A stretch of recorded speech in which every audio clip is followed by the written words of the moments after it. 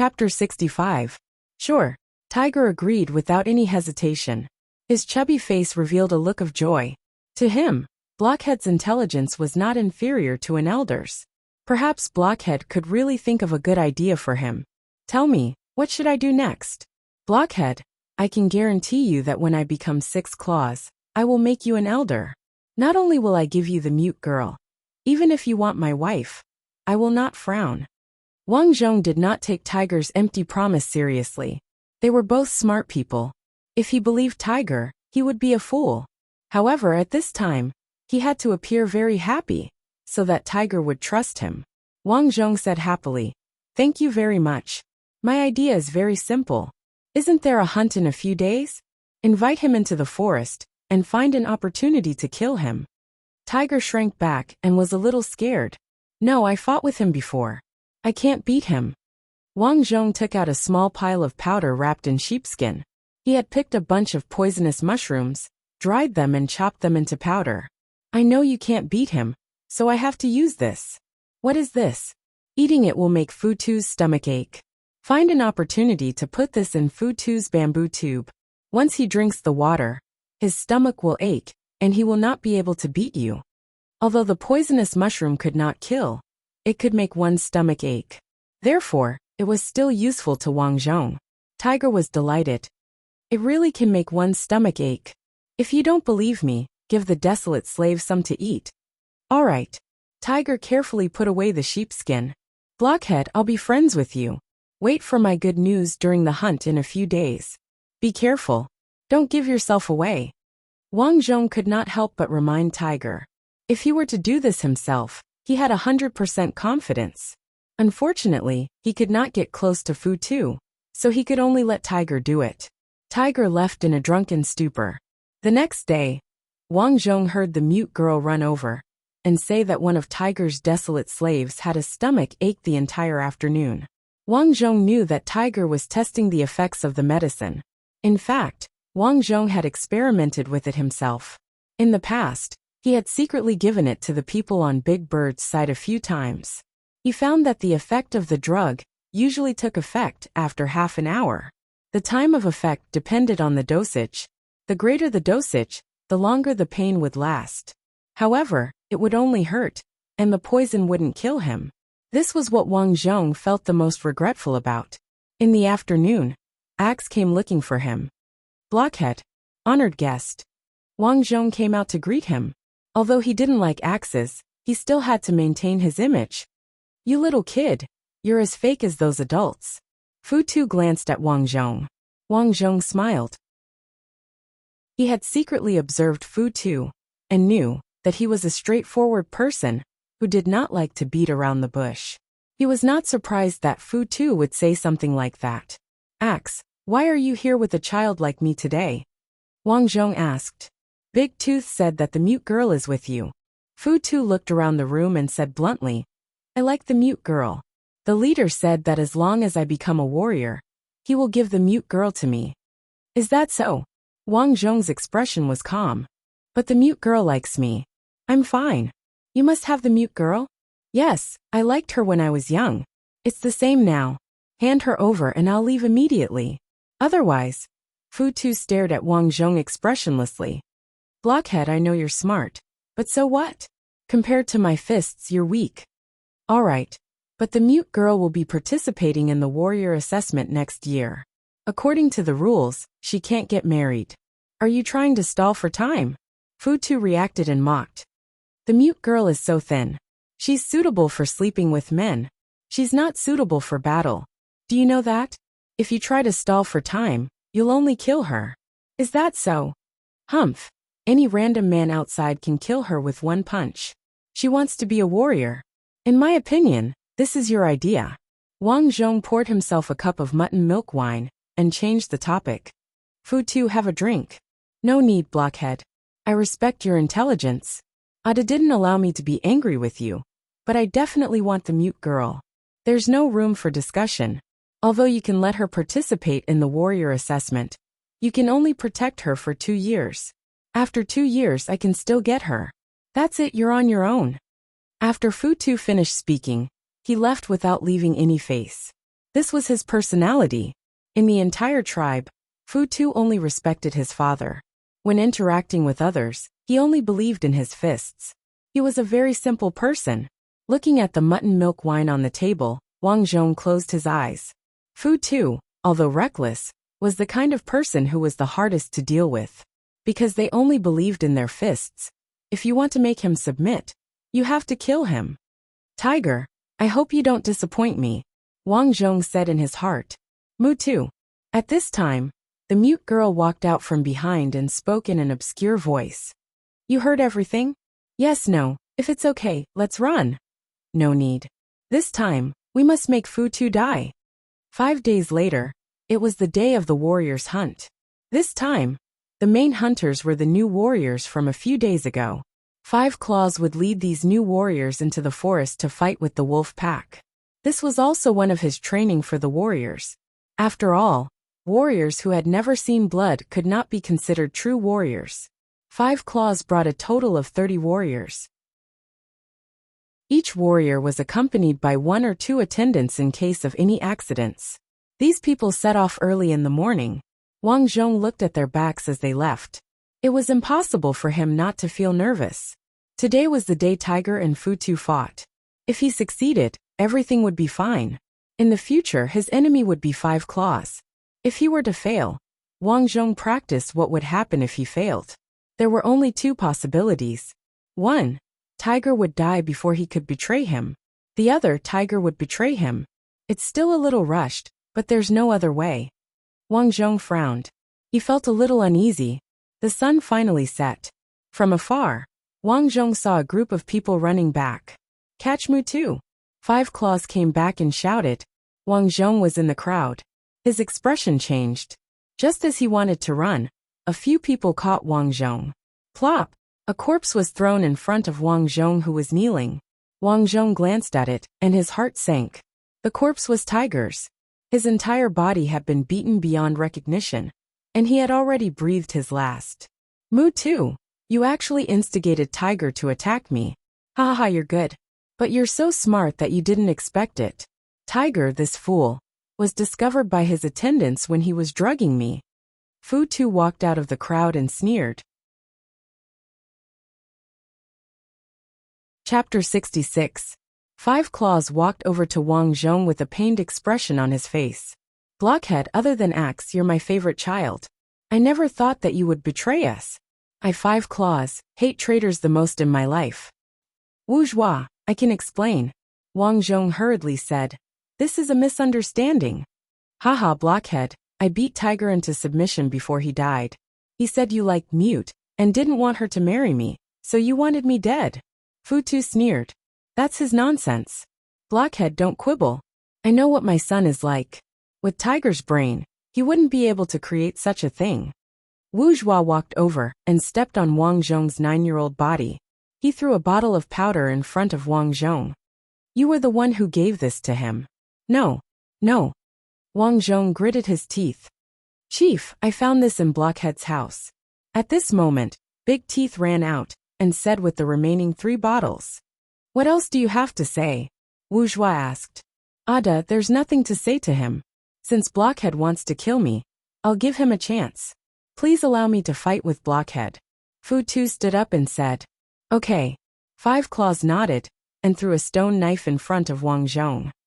When I 5 Claws do things, I always distinguish between gratitude and grudges. You have contributed to the tribe, so I will give you one last chance. If you can kill Fu Tu, I have nothing to say and will spare your life. But if you can't, then die. After saying that, he looked around and roared. Did you hear that? Yes. Wang Zhong struggled to get up. He actually understood that Wu Zhua wasn't letting him live. He had indeed contributed to the tribe, so Wu Zhua couldn't just kill him. Otherwise, the others would be disappointed. Therefore, he used this method and threatened to give him one last chance. This was the most common way to solve conflicts in the tribe. Even if he died, no one could say anything. But the key point was that he was only 9 years old. Even though he had been practicing martial arts hard these days, but brute force could break 10,000 moves. No matter how powerful a move was, it would be courting death in the face of absolute strength. The people around him felt some sympathy, some pity, and some gloated at Wang Zhong, but no one said a word. Pick up your weapons. Axe and Five Claws were the same. They both used stone axes. Wang Zhong struggled to lift the stone knife. At this time Fu Tu rushed over. When you die, the mute girl will be mine. The stone axe fiercely chopped down. Wang Zhong frowned. The stone saber was too heavy. If he held the stone saber now, he would not be able to dodge.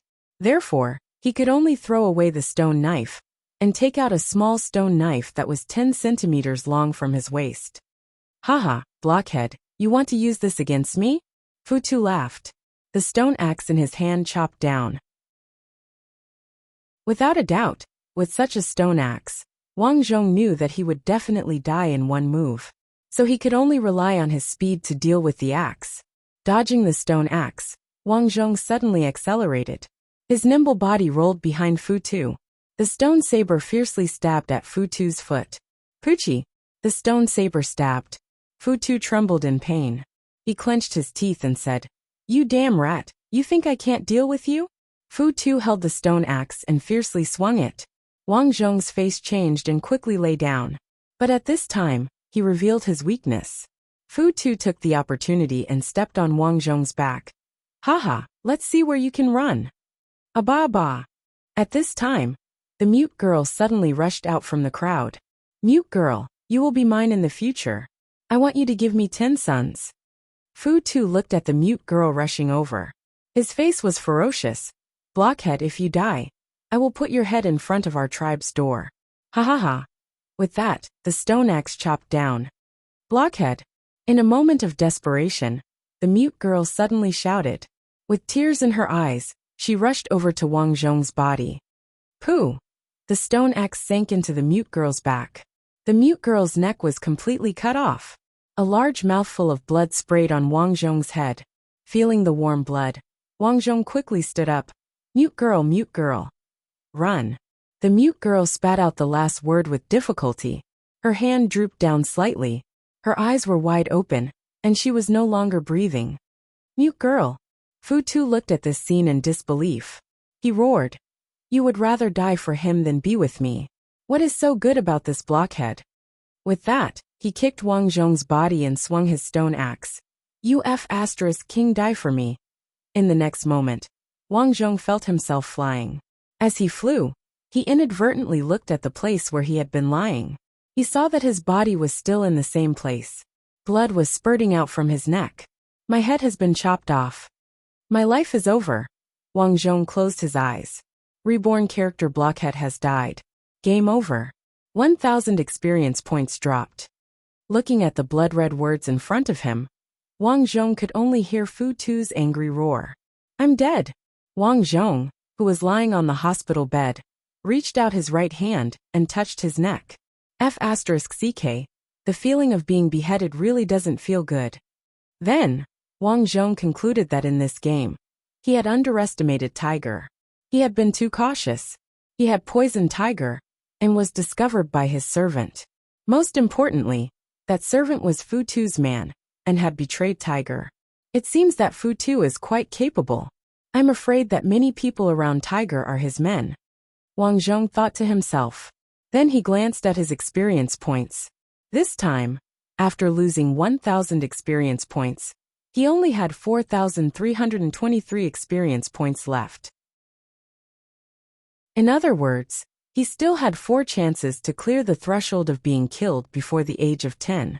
Of course, he could also choose to give the mute girl to Fu Tu. That way he could live a peaceful life.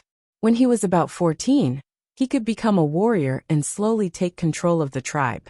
But the problem was that although he was not interested in women, he could not do something like giving away his daughter. When it came to his own women, he still cared about them. Tiger is too brainless. Who should I start with next to Fu Tu? Wang Zhong thought. Chapter 67. Among the people who were going to hunt, Fu Tu's brother was called Dinyo. The problem was that Dinyo had a mild personality. He was the mild type. Wang Zhong had observed him before. To him, it did not matter who the leader was as long as it did not affect his interests. Therefore, He could not communicate with Daniel. So, the only one left was Daniel. Forget it, I'd better not provoke Futu this time. Anyway, Mute Girl will participate in the warrior assessment. With my prestige, I believe 5 claws will give me some face. Thinking of this, Wang Zhong entered the game once again. No, sister is already dead. I can only cut her stomach open. Wah wah wah wah wah wah wah. Mute Girl, move away. Otherwise, sister's child will die too. The familiar voice rang in his ears again. Then Wang Zhong felt his body turn cold. Just like in his previous life, he was having a cesarean section again. In his previous life, the plot had developed quite well, so Wang Zhong did not choose to change the plot. He stumbled until the day when the big bird asked him to fetch water. Wang Zhong and the Mute Girl fetched the water and brought some poisonous mushrooms along with them. Wang Zhong once again let the big bird taste the feeling of being beaten by Ada. After that, the big bird did not harass them again. In fact, Wang Zhong had thought of giving Futu some poisonous mushrooms while he was still young. He might even kill him in advance.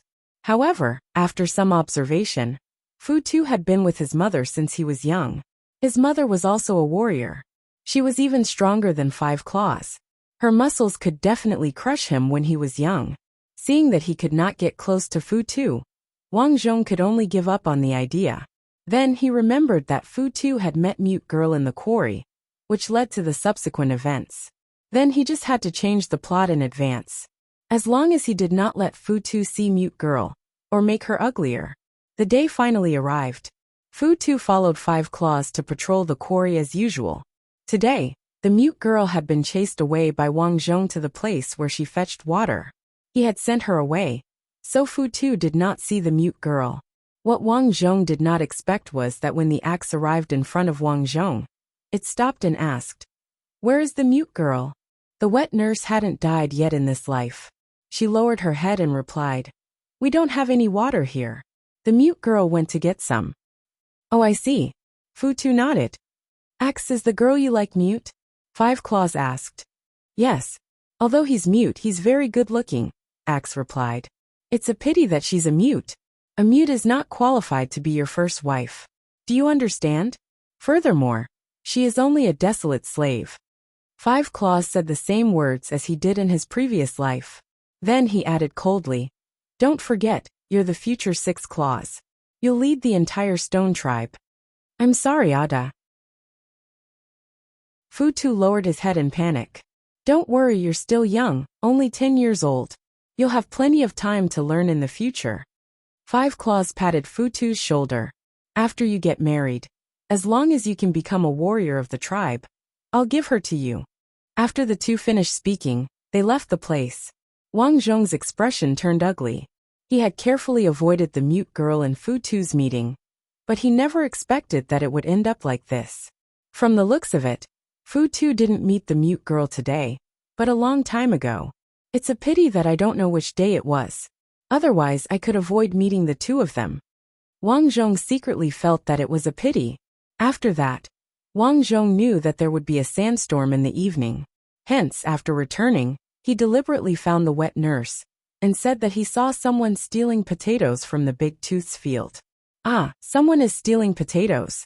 Quickly go and take a look." The wet nurse hurriedly ran out with a group of people. Potatoes were extremely important food for desolate slaves. If they were stolen, it meant that they would starve. This was why the wet nurse was so anxious. The group of people ran out. When the wet nurse saw that there was no one in the field, she curiously asked, "Blockhead, where are they?" She did not blame Wang Zhong, because she knew that Wang Zhong was usually very obedient, unlike other children who were mischievous. Just as she finished speaking, the Mute Girl pointed behind her in horror. "Ababa! A sandstorm, sandstorm!" Someone pointed in the direction of the tribe and shouted. The wet nurse's face turned pale as she said to Wang Zhong, "Blockhead, you knew that a sandstorm was coming?" Of course, Wang Zhong would not admit it. He blankly shook his head. "I didn't know. Luckily you let me come. Otherwise, it would have been troublesome." The wet nurse did not think too much about what had happened. Her face was still filled with lingering fear. In this life, the wet nurse did not die. Just like in his previous life, the ox-headed tribe attacked at night, and Wang Zhong came up with a plan.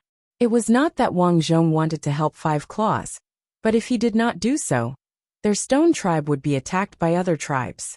Their future days would be even more miserable. He guessed that the original blockhead met this turning point. In the following days, the tribe was constantly harassed. In the end, the mute girl was kidnapped, so the mute girl went missing. So he had to come up with a plan to at least let him live a better life before he turned 10. The ox-headed tribe was finally defeated. 3 years later, everyone called Wang Zhong smart blockhead behind his back, and some called him a little farming expert. But this time, Wang Zhong did not contact Tiger. He was prepared to endure for 2 years and let the mute girl become a warrior. The days of the assessment finally ended. Tiger Axe and the others successfully became warriors. A few days later, Five Claws led a group of new warriors and prepared to go hunting. Wang Zhong looked at the leaving crowd and thought about his next plan. How should he solve the current biggest problem, Axe? Blockhead, harvest the potatoes. The mute girl walked over and said. The wet nurse followed behind and nodded. Blockhead, it's going to rain heavily in a few days. Harvest the potatoes. Okay. Wang Zhong did not care about Axe and went back to harvest the potatoes. But at night, Five Claws came back with Tiger's head as usual. When he came back, he threw Tiger's head at the entrance of the tribe and shouted, Blockhead, bring him out. At this time, Wang Zhong, the wet nurse, mute girl, and the others had just finished harvesting the potatoes when he saw Big Teeth and 2 warriors standing in front of his house. Why is Big Teeth waiting at your house? The wet nurse was curious. Not sure. Wang Zhong frowned and walked over shouting, Big Teeth, why are you looking for me? Blockhead, Tiger just died. Big Teeth said coldly. What? He's dead? Wang Zhong was stunned. In this life, he and Tiger had never interacted. They had only chatted a few times. How could Tiger be dead just like in his previous life? After Wang Zhong recovered from his shock, he secretly thought that this matter had nothing to do with him anyway. He nodded and said, He's dead. Why are you looking for me? You brat, this time you're in big trouble. Big Teeth firmly grabbed Wang Zhong's neck. Let's go, Chief and Axe are looking for you. Chapter 68. Plop. Big Teeth easily threw Wang Zhong in front of Five Claws. Chief, I've brought Blockhead. Chief, why are you doing this to me for no reason? Wang Zhong asked with his head held high. On the way here, he had repeatedly confirmed that he had not made any mistakes. But why did Five Claws want Big Teeth to catch him? What was the reason? One thing was for sure. Based on his previous contributions and his performance in the tribe over the years, logically speaking, Five Claws shouldn't be targeting him. Blockhead, you are my favorite child besides my son Fu too. But this time, you have disappointed me. Five Claws was expressionless as he pointed at Tiger's corpse. You actually conspired with Tiger to kill my son Fu too. What? Wang Zhong was stunned. Almost instantly, Wang Zhong reacted. This was framing, definitely framing. In this life, he had never mentioned anything to Tiger. So why would Five Claws say this? Wang Zhong carefully looked at Five Claws' expression and found that Five Claws was frowning and looking at him with disappointment. It was obvious that Five Claws was not lying. Then why? Who was framing him? In that instant, Wang Zhong seriously thought about every single person he came into contact with. Big Teeth, Wet Nurse, Big Bird, Futu. Suddenly, Wang Zhong had a flash of inspiration. Who would benefit the most from killing Tiger and then dealing with him? Without a doubt, it would be Futu. Tiger was Five Claws' eldest son after all. If Tiger was not dead, Futu would have to rely on Tiger to become the chief of the tribe. But now that Tiger was dead, Futu could rightfully become the chief of the tribe. As for Futu, although he was not a threat to Futu, Futu was smart, and was called a smart blockhead by many people. In addition, only if he died, Futu could get the mute girl in advance. Wow, this cunning Futu, so this was his plan. In fact, regardless of whether he had conspired with Tiger or not, Futu was already prepared to get rid of him. Blockhead, what else do you have to say? You colluded with my brother, and actually wanted to kill me. If I hadn't dodged quickly, I'm afraid I would have already died in that forest. Fu Tu revealed a wound on his arm as he spoke malevolently. Ha ha ha. If you want to condemn someone, you can always find a pretext. Wang Zhong shook his head. Ada, this blockhead is indeed the smartest kid in our tribe. He still wants to quibble at this time. Fu Tu walked over to Five Claws. Since Blockhead wants to kill me, I'll give him the chance. Ada, please allow me to fight Blockhead. It was actually the same as his previous life. Wang Zhong's expression was ugly. At this moment, Five Claws nodded and threw a stone knife in front of Wang Zhong. I, Five Claws, have always made a clear distinction between gratitude and grudges. You have contributed to the tribe, so I'll give you one last chance. If you can kill Fu Tu, I have nothing to say and will spare your life. But if you can't, then die. Then, without waiting for Wang Zhong to continue speaking, Fu Tu charged towards him. Wang Zhong did not take out his stone knife. Instead, he pulled out his own small stone knife and charged towards Fu Tu. Bang! Fu Tu chopped down beside Wang Zhong's feet. The huge force caused a loud explosion. Wang Zhong's hair stood on end. This guy's strength was really too strong. Blockhead, don't dodge if you have the ability. Fu Tu roared and swung his stone axe. It was this move again. Wang Zhong remembered very clearly that in his previous life, this was the same move. Although he dodged this move, his movements were restricted, and he was defeated by Fu Tu. This time, he dodged in the opposite direction. Fu Tu raised his eyebrows. Not bad, you're actually so slippery. Although he said that, in fact, Fu Tu's killing intent was even stronger. This blockhead was so young, and he could take more than 10 moves from him. When this blockhead grew up, wouldn't he be even more powerful? Thinking of this, Fu Tu secretly felt lucky that he framed Blockhead today. Otherwise, when Blockhead grew up, he would not be easy to deal with. The stone axe swept past Wang Zhong's ears. After more than 20 moves, Wang Zhong took the opportunity and quickly appeared behind Fu Tu. Pwah! He stabbed his knife into Fu Tu's thigh. Fu Tu cursed angrily, courting death. He threw away the heavy stone axe and grabbed at Wang Zhong. Without the stone axe, Fu Tu's speed increased. Wang Zhong could not dodge in time and was grabbed by the neck. At that moment, Mute Girl ran out. She gritted her teeth and stabbed her stone knife at Fu Tu. Desolate slave, how dare you! At that moment, Big Teeth roared angrily and threw a punch at Mute Girl. Bang! Mute Girl's temple was struck. With a grunt, she died on the spot. Mute Girl. Fu Tu widened his eyes and cursed at Big Teeth. Why did you kill her? Sorry, I was too heavy-handed. However, this lowly slave wanted to kill you.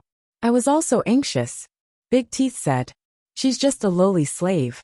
So what if she's dead? Five Claws said lightly. Blockhead.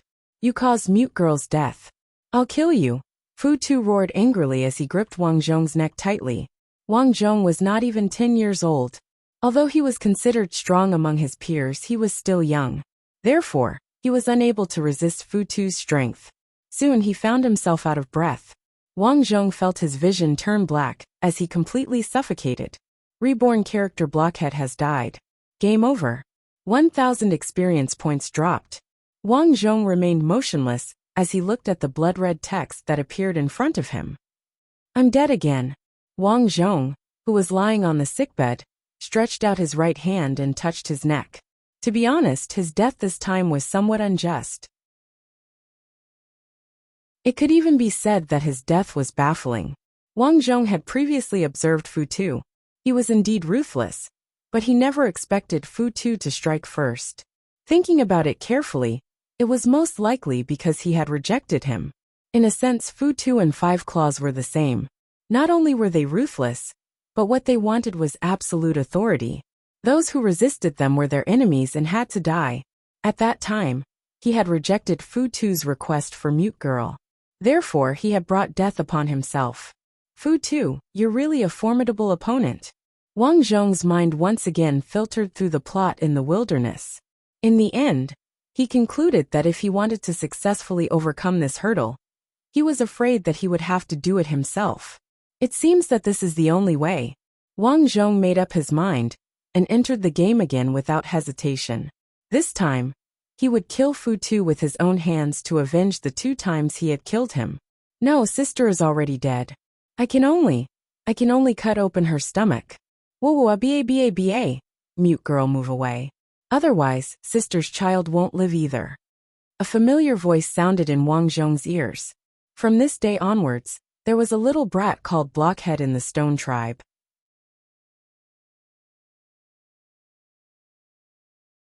Chapter 69. As the days passed, Wang Zhong realized that it was actually quite boring to live such a boring life. It was like the life of a husband and wife, facing each other every day. As a person, they would always want to do that, right? Right. This was called boredom. But there was no other way. Life was like this. If you want to live, you have to try to enjoy it. Following the trajectory of his life in his previous life, the day of the assessment finally arrived. Wang Zhong found Tiger, who had just passed the assessment. Tiger, congratulations on becoming a warrior. Blockhead. Tiger was slightly surprised. Blockhead, you're going to participate in the warrior assessment in a few years, right? Yes, but unfortunately, no one taught me how to fight. The two chatted for a while. Wang Zhong leaned over and whispered, there are people from Axe around you. What? Tiger was no longer a child. Hearing this, his face changed, and he quickly looked to the side. But at this time, Wang Zhong quickly stopped him. Don't let others see it. Tiger was not stupid. He pretended to be normal and said, Blockhead, I get along well with you. Let's go to my mother's place. I'll treat you to lamb. Let's go. The two walked out, but Tiger paused and ordered several attendants behind him. Someone needs to clean up after the assessment. You guys stay here and clean up for my Ada. Several attendants lowered their heads and quickly said yes. Then, Tiger took Wang Zhong to his mother's place. His mother had accompanied 5 Claws to watch the warrior assessment, so there was no one here. Sit down. Tiger pointed at the stone bench beside him. He poured some steaming goat milk wine and lifted the bowl of steaming hot mutton soup on the table. Then, he sat down and asked expressionlessly, Blockhead, what did you mean by what you said just now? Literally, your every move is under the surveillance of Axe's men. Wang Zhong looked around. Before coming in, he had already looked around to make sure there was no one around. But just to be safe, he still spoke very softly. Tiger's face turned ugly as he asked in a deep voice, how did you know? Once I saw your men whispering to the Axe gang. They were acting so sneakily. It was obvious that they were plotting against you. Wang Zhong answered ambiguously. That's your guess. Yes, that's my guess. But don't forget, I don't talk nonsense. Tiger nodded. If it was someone else who said this to him, he would at most be suspicious. But Mutu was different. His wisdom was not inferior to the elders in the tribe, and he would not speak carelessly. Blockhead, I heard that you went against Fu Tu a few days ago, and refused to give the mute girl to him. To be honest, Fu Tu was very angry when he came back. I know his temperament, and he definitely won't let you off. Now that you've told me all this, you have to help me. We're on the same side now. I understand. That's why I came to find you. I'll go hunting with you in a few days, Wang Zhong said. Although hunting was mainly for the warriors to gain experience, they would sometimes bring along some attendants and desolate slaves to help them pick up some prey or do other chores. What do you plan to do? I'll tell you when the time comes. What you need to do now is to let me go with you and think of a way to distract Fu Tu when we enter the forest. Got it? Tiger nodded. His expression changed as he asked, won't the risk be too great? Tiger still did not know about the poison. Therefore, he was a little afraid since he knew that he was not Fu Tu's match. I have a way to deal with him. Trust me. Wang Zhong drank a mouthful of warm goat milk wine and stood up. Besides, if you don't kill him this time, do you think Fu Tu will let you off? I know. Tiger nodded heavily. The last trace of worry in his eyes had disappeared. After returning, Wang Zhong took out the poison powder. He only kept 1 jar and threw away the rest. This was to prevent others from discovering it after he dealt with Fu Tu. The next step was to wait. Wang Zhong acted as if nothing had happened. He worked with the desolate slaves from dawn to dusk. Finally, on the day before the hunt, Big Tooth found Wang Zhong. Blockhead, Tiger told me that you will be following the team to hunt tomorrow. Make some preparations. Okay, Big Tooth. You are really amazing. You even know Tiger. Big Tooth muttered as he left. Early the next morning, Wang Zhong took the water jar and bade farewell to Mute Girl. He then walked towards the entrance of the tribe. Five Claws had been waiting for a long time with the others. Many people were surprised when they saw Wang Zhong. Blockhead, what is a child like you doing here? An elder said with a frown. I asked him to come. Blockhead is my best friend. He will become a warrior sooner or later. I brought him along to gain some experience, Tiger said indifferently. All right. However, Tiger, there are many dangers in the forest. You have to take good care of your best friend, the elder said in a deep voice. This elder was called Big Tuesday. He was the elder brother of Futu's mother. Therefore, he naturally stood on Futu's side. Tiger snorted. There is no need for you to worry. Wang Zhong walked towards Tiger. It looked like Tiger had learned his lesson. He had not brought any attendants or desolate slaves with him. It looked like he was worried that Wang Zhong would be plotted against. All right, everyone check your weapons. Let's set off. Five Claws stood in front. After saying that, he walked out. The team walked out in a grandiose manner. Tiger purposely walked with Wang Zhong on the right. Blockhead, quickly tell me what to do next. I can tell you that I can't beat Futu. If you don't tell me, I won't feel confident. Although Tiger looked burly, he was actually very timid. Wang Zhong glanced at him and secretly handed him the poison powder wrapped in sheepskin. You can come into contact with what Futu eats. Find an opportunity to put this into Futu's bamboo tube. I know you can't beat Futu. This thing will make Futu's stomach ache. When the time comes, you will be able to beat him. Are you sure this will work? This is something that will cause you to lose your head. Why would I talk nonsense with you? But Wang Zhong knew that Tiger was timid, but he never expected him to be so timid at such a critical juncture.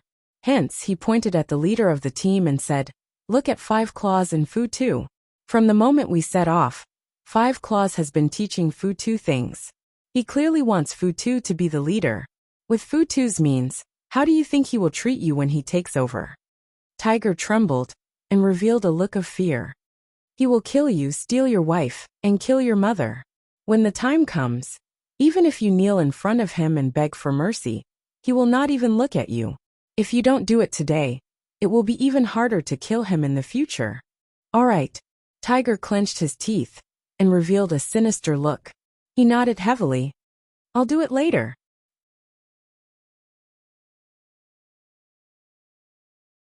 Chapter 70. It was Wang Zhong's first time coming to the entrance of the forest. However, he heard that this was the entrance that the stone tribe used to enter. The forest here was not very dense, and there were apes living along the way. Deeper in, there were some wolves. They were going to deal with wolves this time. There were many wolves, and they were not as difficult to deal with as tigers and lions. One wolf was easy to deal with. After killing some apes along the way, Five Claws finally stopped in front of a pile of feces.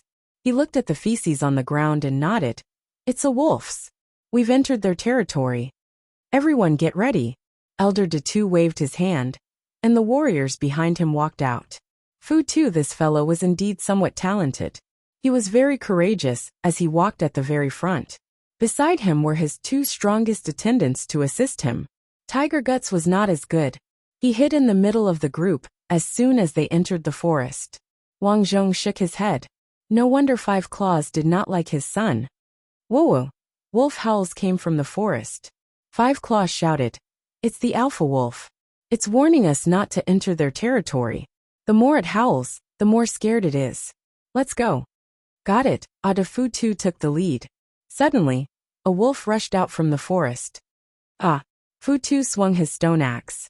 With a bang, the wolf's skull was split open, and it fell to the ground motionless. At the same time, more and more wolves came out and attacked the group. Defend! Five Claws shouted. Everyone formed a circle and started to attack the wolves. On my leg! One of the warriors was bitten in the leg.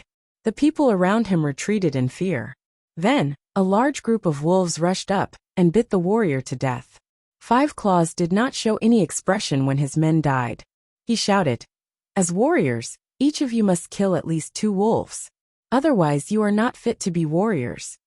When Tiger heard this, he gritted his teeth, roared, and slashed at a dying wolf. The battle lasted for more than an hour. The alpha wolf saw that it could not gain any advantage, and roared from the depths of the forest. The wolves then quietly retreated. "Victory, we won!" Tiger shouted excitedly. Unfortunately, his prestige in the team was too low, and no one cared about him at all. On the contrary, under Futu's roar, the entire team roared with excitement. "Axe, axe, axe! 5 Claws, 5 Claws, 5 Claws! All right, pack up and go out to eat," 5 Claws ordered. After the group left the forest, some desolate slaves started to prepare a fire. They roasted the lamb leg and heated up the goat milk wine. "Axe, let me give you a toast." A warrior held a cup of goat's milk wine and tried to curry favor with Axe. "Futu, you've killed more than a dozen wolves by yourself this time. I really admire you and respect you. Haha, there's no need to be so courteous. I can only do this because I studied under Ada." Futu laughed heartily, praising himself and 5 Claws. The tiger lowered its head and viciously bit the wolf's leg. He was very unhappy. Of course he was unhappy. He was the eldest son, Axe's big brother. Now that everyone in the tribe admired Axe, where would he put his face? "Kill. We must kill Futu."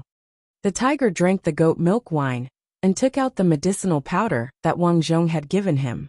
Now this was his greatest hope. "I took a look just now. Everyone's bamboo tubes are over there." Wang Zhong secretly pointed to a desolate slave who was drinking mutton soup. "Everyone's bamboo tubes are over there. I'll go over with you later." "All right, I'll put in the medicine. Let me do it." "You do it later." Wang Zhong weighed the pros and cons. He was still worried about the tiger, so he asked for the medicine back. Following that, the tiger walked to the bamboo tube and shouted at a desolate slave, "Hey, get me a bowl of mutton soup." "All right, tiger." The desolate slave hurriedly stood up and handed the bowl of mutton soup to the tiger.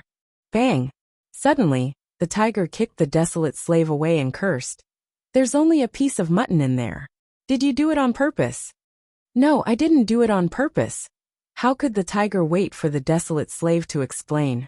He smacked the desolate slave in the face. Instantly, everyone's attention was on the tiger. "Tiger, it's just a lowly slave. Stop hitting him." A warrior walked over. "Don't worry about it. We have to make things clear today." The tiger cursed as he attacked the warrior. "Tiger, are you crazy?" Another person walked over. 5 Claws frowned. Beside him, Futu and his companion watched with a smile. Wang Zhong was small and stood behind a desolate slave. He saw everyone's gazes. Following that, he quickly picked up Futu's bamboo tube and put in the medicine. After he was done, the tiger continued fighting. 5 Claws did not seem to have any intention of persuading the tiger, as he continued chewing on the wolf meat. "Tiger, you drank too much." Finally Futu stood up. "Futu, there's no need for you to interfere," the tiger scolded. "Humph! Since you bully others like this, of course I have to interfere." When Futu walked over, the tiger knew when to stop. He rubbed his forehead and said, "Sorry, I drank too much." After saying that, the tiger picked up his bamboo tube and drank from it. This small interlude quickly passed. After everyone ate and drank their fill, they picked up their equipment and prepared to set off again. However, this time they were not working together. Instead, they were splitting up. This was to test everyone's ability to fight alone. Listen up. Every warrior has to bring back 2 wolves. Do you understand? 5 Claws looked at everyone. This time, he would not enter again. Got it. Futu nodded and walked in with his attendant. Let's go. Wang Zhong nodded at the tiger as the two walked in. The forest was huge. Every warrior had an attendant with them, as they walked in from different directions. Futu seemed to know that the tiger and Wang Zhong were following behind, and intentionally approached them. Wang Zhong was not curious about this, because this fellow was originally in the forest. He was prepared to attack the tiger and frame him. This time it was time to settle the grudge. Bang! After Futu finished off a wolf, he glanced back. An attendant named Bean sneered. This tiger actually found Blockhead as a helper. He's just a kid. This time we'll kill them all. If this big brother of mine doesn't die, I won't be able to become the leader properly. Bean, be alert later. Make sure there's no one around. Yes.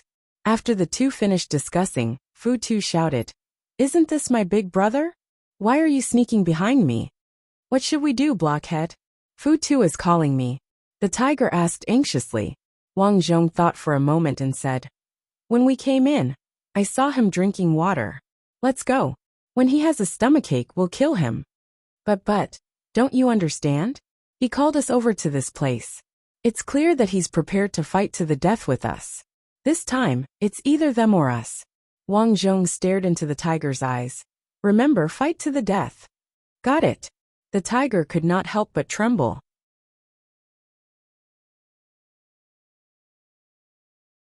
Chapter 71. Fu Tu, who's sneaking around. Blockhead and I are looking for wolves. Tiger said as he walked over. Oh, is that so? I see that you're quite scared. My good brother, if you really can't do it, I'll give you the wolf I just killed. Fu Tu pointed at the two dead wolves on the ground and joked. Tiger's mouth twitched. Even an idiot could see that Fu Tu was deliberately humiliating him. Fu Tu, who do you think I am? Do you think I need your charity? Oh, you don't need it? Haha, seeing you so scared, I feel sorry for you. Fu Tu shook his head and laughed. It was at this moment that the attendants beside him started to walk towards the forest. They seemed to want to surround Wang Zhong and Tiger. Naturally, Wang Zhong noticed this point and swept a glance at the attendant. This fellow was also very strong. In his previous life, Tiger had probably encountered these two people and had been beaten to death. Fu Tu, it seems that you're getting more and more disrespectful. Do you still see me as your big brother? Tiger, if you were a little more stupid, I wouldn't do anything to you. But you just have to go against me. Don't blame me. Fu Tu seemed to have victory in his hands and raised his stone axe. Blockhead, why is he still fine? Tiger asked anxiously. He couldn't care less about hiding anything. It should be soon. Wang Zhong stared at Fu Tu. Ever since he drugged Fu Tu, the bamboo tube had never left his sight. His strategy was simple. If Fu Tu didn't drink the water, then he could only let Tiger find an excuse to not enter the forest. But when he killed the first wolf, Fu Tu had already drunk the water. He calculated that 20 minutes had passed, and the effect of the medicine should be about to wear off. What are you talking about? Tiger, since you're targeting me, then don't blame me for being impolite. Don't worry, after you die, I'll take care of your two wives. Haha. After Fu Tu finished speaking, he roared, Attack! His servant had been prepared for a long time. He raised his stone knife and slashed at Tiger. Wang Zhong gritted his teeth and grabbed a pile of sand from his pocket and threw it at Fu Tu's eyes. This was something he had prepared a long time ago, just in case he needed it. Ah, my eyes! Soybeans covered her eyes while Wang Zhong dodged to the side. At this time, Fu Tu and Tiger were fighting fiercely. Bang! Their stone axes collided. Tiger was obviously weaker and was forced to take a few steps back. Tiger, you have never been able to defeat me, and you want to fight me today? Fu Tu laughed. And you want to fight me with a child who is not even 10 years old? Tiger's palms were numb from the shock, and he quickly took a step back. He was secretly anxious. Why didn't his stomach hurt from the axe? Blockhead, what should we do? Tiger could not help but ask. Wang Zhong was also anxious. He shouted, Run inside. The only thing he could do now was to stall for time and let the axe have a stomachache. After saying that, he ran to the left without another word. Although Tiger could not beat axe, in terms of running away, he was the best at it, so he quickly chased after him. Chase! Fu Tu gave the order and chased after him with his attendants. They were confident that they could catch up to Wang Zhong. After all, Wang Zhong was still young, and his legs were not even fully developed. How could he run fast? Sure enough, in just 5 minutes, Fu Tu was already very close to Wang Zhong. Blockhead, this time we are really going to die because of you. Didn't you say that the medicine was effective? Tiger shouted. Wang Zhong frowned. Suddenly, he heard Fu Tu shout angrily from behind. The stone axe in his hand was swung at Tiger. "Get out of the way!" Wang Zhong shouted. Tiger quickly rolled. Although he dodged the stone axe, Fu Tu was already standing in front of him. Fu Tu's breathing was hurried. He frowned and said, "Let's see where you can run to." As he spoke, he touched his stomach. He did not know why, but when he was chasing, he felt a faint pain in his stomach. This detail was keenly noticed by Wang Zhong, causing him to rejoice in his heart. The effects of the medicine were finally here. Fu Tu felt his stomach hurt more and more. His frown deepened. "Fu Tu, what's wrong?" Soybeans asked. "Nothing. Let's go. You deal with Blockhead. I will deal with Tiger." "Got it." Soybeans walked towards Wang Zhong. Wang Zhong shouted at Tiger, "Fu Tu's stomach is hurting. I will buy you some time. Kill him." "Got it." Tiger also noticed that something was wrong with Fu Tu. He was delighted and attacked. Fu Tu raised his stone axe to block. However, the pain in his stomach made him unable to use much strength. He frowned and shouted, "It hurts." Bang! Tiger's stone axe was heavy and heavy. Fu Tu could not block it. "No, I can't take it anymore." Soybeans run. Fu Tu felt that if this continued, he would definitely die. He quickly shouted, "Haha, it's too late." Tiger shouted excitedly and swung his stone axe. Fu Tu could not block it in time. His arm was broken. He was in so much pain that he rolled on the ground. "Fu Tu." Soybeans quickly ran over. Tiger laughed and turned his head towards Soybeans. "Tiger, kill him immediately. Only when they are all dead can you become the leader." Wang Zhong shouted. Tiger nodded and swung his stone axe at Soybeans. Although Tiger could not defeat Fu Tu, he was more than enough to deal with Soybeans. The axe broke the stone knife in Soybeans' hand. Tiger then rushed over and grabbed Soybeans' neck. Soon Soybeans died. "Ha ha ha, I lost. I lost. Blockhead, this was all part of your plan. You are indeed the smartest blockhead in our tribe." Fu Tu, who had lost an arm, saw that his servant was dead. He knew that he could not live. He calmly accepted everything in front of him. Wang Zhong did not walk over for safety reasons. He said from afar, "You forced me. It's because of the mute girl. I should have listened to Ada and not gone against you. I wanted to take the opportunity to kill the two of you. Who would have thought? Who would have thought?" Fu Tu roared powerlessly. It was as if he was shouting about the unfairness of fate. Because he was so close. He was so close to killing Blockhead and Tiger. "Tiger, to avoid any more trouble, kill him." Wang Zhong reminded. "Got it." Tiger walked over and swung his axe down. In order to avoid being discovered, Tiger dragged the two corpses into the forest. After encountering the wolf pack, the two quickly retreated. From afar, they saw the two corpses being bitten by the wolves. Even if someone found their corpses, they would not be able to tell who they were from the corpses. The sky gradually darkened. Wang Zhong and Tiger both smeared some wolf blood on their bodies. Only then did they come out in a sorry state. At this time, many people came out. Everyone was whispering to each other, excitedly discussing their harvest. Only Five Claws looked into the forest with a gloomy face. "Five Claws, it seems, only Fu Tu is not out." A servant walked up to Five Claws and said, "Go back and tell the people in the tribe that we will not go back tonight. Tomorrow morning, we will enter the forest. No matter what happened to Fu Tu, if he is alive, I want to see him. If he is dead, I want to see his corpse." After saying that, he looked at Tiger with a deep gaze.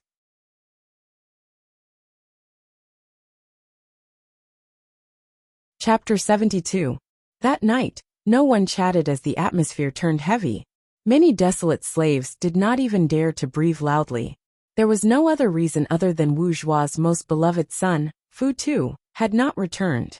The jungle was dangerous, especially at night. If Fu Tu had not returned, there was only one possibility. Fu Tu was definitely dead. Bang! Wu Zhua punched the ground. How is this possible? How is this possible? Fu Tu is clearly very strong. Even if he encountered 10 wolves, he would still be able to escape. Furthermore, he has Soya by his side. The surrounding people did not know how to comfort him. However, they did not find it strange. The jungle was filled with danger. No matter how strong a person was, There would be times when they lost their footing. Tiger, Wujua roared. Ada, why did you call me? Tiger ran over with a guilty conscience. Your brother is missing. You have to find him tomorrow, Wujua said in a deep voice. Got it, Ada. By the way, when we entered, I saw that you and Fu Tu took the same route. Did you see him on the way? Wujua asked as he stared at Tiger. I saw him. Tiger nodded. Oh, yes, but I did not speak to him. I just walked away. Then, I saw him run deeper into the jungle. You did not see him again? No, Tiger said solemnly. Okay, go and rest. Wujua waved his hand. Tiger returned to Wang Zhong's side. At this moment, Wang Zhong was drinking mutton soup alone. In fact, he was looking at Tiger. I told Ada what you taught me. He did not seem to suspect anything, Tiger said softly. Wang Zhong bit off a piece of meat and said softly. He definitely has his suspicions. However, you were not Fu Tu's match in the past. Therefore, even if he suspects something, he might not be able to figure out how you did it. In the future, remember not to give yourself away. Got it. Also, don't drink alcohol. I don't want you to spout nonsense when you are drunk, Wang Zhong reminded him. Okay. Early the next morning, Wujua personally led people into the jungle. After searching for a long time, they finally found Fu Tu and his servant. Fu Tu had been gnawed beyond recognition. My son is dead. Looking at the corpse, Five Claws trembled. After returning, the two corpses were buried. Wang Zhong looked at Fu Tu's small grave and breathed a sigh of relief. By this time next year, the grass on my grave should be fully grown. I've wasted 2,000 EXP just to kill you, Wang Zhong muttered in his heart as he returned to the hut. Without the axe, the following days were much better. Now beside Five Claws, the person with the most power was naturally Tiger. Many people who originally supported Axe had turned to support Tiger. After this fellow was personally groomed by Five Claws, although he still did not have much courage, his strength had grown by a notch. If he were to compete with Fu Tu now, it was likely that they would be evenly matched. Late at night, Wang Zhong lit an oil lamp for his little cottage. He looked at the mute girl in front of him, who was only wearing a thin sheepskin, and nodded. Let's begin. Yes. The mute girl nodded heavily and rushed towards Wang Zhong. Bang! The two of them instantly attacked each other. If one were to look closely, they would be able to see that the two of them were using the same moves. You're too slow. Remember to let go when you attack me. As Wang Zhong spoke, he pushed his palm slightly and attacked the mute girl's chest. The mute girl groaned and took a few steps back. Again. Wang Zhong shook his head. Next year is your assessment. Your strength is already weak. If you don't work on your speed and skills, you won't pass the assessment. Do you understand? Yes. The mute girl nodded, her eyes burning with fighting spirit. Attack me. Treat me like a big bird. Don't forget how those people treated you. The weak should be beaten. Wang Zhong's voice echoed in the mute girl's ears. The mute girl's movements became faster. Bang, bang, bang. An hour later, the two of them were drenched in sweat. 2 hours later, the two of them were panting. 3 hours later, they finally could not fight anymore. The mute girl struggled to lie on the bed and said, Blockhead, these, how did you learn? Now the mute girl had been trained to speak nimbly. Use your brain. Wang Zhong sat cross-legged and pointed to his head. Remember, martial strength is an external force. Our most powerful weapon is our brain. Yes, I know. The mute girl nodded in admiration. She remembered that when Wang Zhong became an attendant and had his own house, he let her live here. Originally, she thought that the little brat Blockhead had improper thoughts about her. After all, many children matured early in the wasteland. But later, she realized that was not the case. When Blockhead let her in, not only did he give her good food and drink, he also taught her martial arts. At first, she did not know what martial arts were. Only after Blockhead demonstrated it once did she realize that with martial arts, a weak girl like her could defeat a warrior. From that day on, she decided that she wanted to be a warrior. She did not want to be a lowly, desolate slave. She did not want to be with someone she did not love. She did not want her child to not know who his father was. She wanted to decide her own future. Okay, wipe your sweat, eat something and sleep. Although Wang Zhong was a child, The mute girl did not think so. Instead, she treated Wang Zhong as an elder. The mute girl went to get some hot water, and Wang Zhong added some firewood to the fire in the house. The fire sizzled. Although it was cold outside, the house was very warm. While the mute girl was washing herself, she looked curiously at Wang Zhong. From beginning to end, Blockhead had his back to her. This made her feel very strange. Many children in the tribe learned to peek at the bathing girls when they were 7 or 8 years old, but Blockhead did not. What a strange Blockhead. The mute girl thought to herself. Does he not like me? After thinking about it, the mute girl rejected this idea. Because she remembered that the other girls in the tribe would occasionally seduce Blockhead. But Blockhead always kept a straight face. Could it be? Thinking of this, the mute girl looked at Blockhead with pity. No, I have to find a way to change Blockhead. The mute girl quickly went to bed.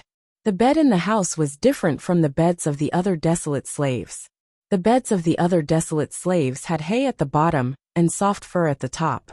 However, the bed in Wang Zhong's house had a frame. In Wang Zhong's words, it was to prevent it from getting damp. This little invention was learned by many people. Everyone said that ever since they had a bed frame, they did not need to be afraid of getting their fur wet. Wang Zhong wiped his body and walked to the side of the bed. The mute girl slept facing him. At this moment, she opened her eyes slightly and looked at Wang Zhong walking over. Blockhead is very tall now. In the future, he will definitely be as strong as the other warriors. No, he will be stronger than them. Just as the mute girl was thinking, Wang Zhong extended his hand towards her.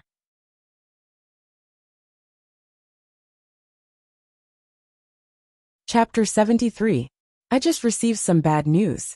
My beautiful editor is going to publish my book. Kneeling on the spot. This book is one of the earliest books that I've published on Qidian. Let's not talk about it anymore. Everyone knows that this year is a disaster for me. I don't even have a single book. My previous book was the worst book that I've ever published on Qidian. Now my credit card, social security, meals, and all sorts of expenses are crushing me. In other words, my pockets are cleaner than my face. There are many people who have good reviews for this book. However, perhaps because it's a fast-forward type of book, many people don't continue reading after reading the story.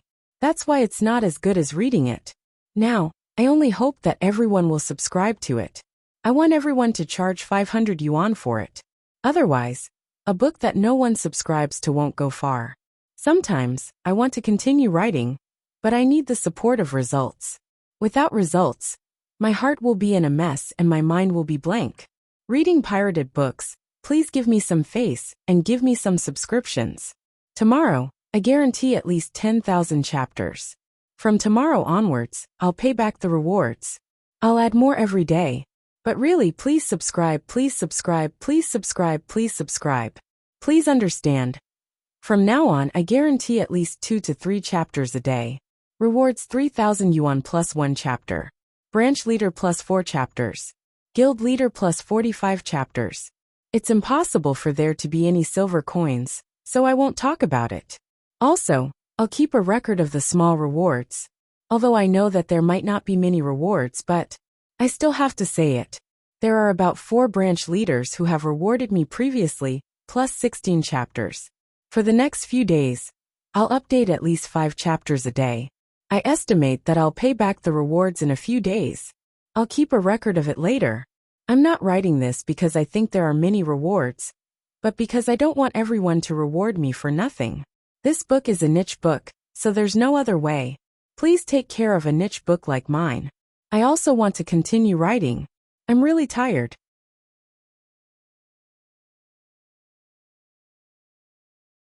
Chapter 74. Seeing Wang Zhong's hand reaching out, the mute girl's eyes slightly widened. You haven't slept yet. Seeing the mute girl open her eyes, Wang Zhong did not stop. He held the mute girl's hand and said, "Let me check your body." The mute girl nodded. Since she lived here, Wang Zhong would check her body every other month. According to him, it was to open up her meridians. Your muscles are well trained. Wang Zhong pressed the muscles on the mute girl's arm. But you're still too thin. Eat more in the future. Without waiting for the mute girl to respond, Wang Zhong touched her neck and shoulder. When Wang Zhong was in the Great Dragon Dynasty, he learned some methods to open up the meridians and activate the bones and blood from the martial arts masters in the palace. After activating the muscles and bones, not only can it relieve fatigue, but it will also not be easy to have hidden injuries in the future. At the same time, he also checked the body muscles of the mute girl to see what kind of martial arts is suitable for her. In the past, he taught some boxing and fighting skills of the Great Dragon Dynasty. Now that the mute girl has almost learned it, Wang Zhong felt that it is time for her to learn how to use a knife. After the check was almost done, Wang Zhong let the mute girl lie down and began to push the blood. Wang Zhong's hand was a little warm, and it was a little itchy on her body, but it was very comfortable. The mute girl liked this step for every check. With Wang Zhong pushing the blood, the mute girl could not help but twist a little, but she did not dare to show too much in front of the blockhead, so she could only slightly clench her teeth, squint her eyes, and try to hold it in. She couldn't help but want to continue like this. However, Wang Zhong quickly retracted his hand, causing her to be disappointed. Is it over? The mute girl was disappointed. Huh? Why did the blockhead touch me there? It can't be there, the mute girl exclaimed in her heart. She did not expect that Wang Zhong would touch her there. That was the most itchy part of her. What to do? What to do? My waist is itchy. Your waist is itchy.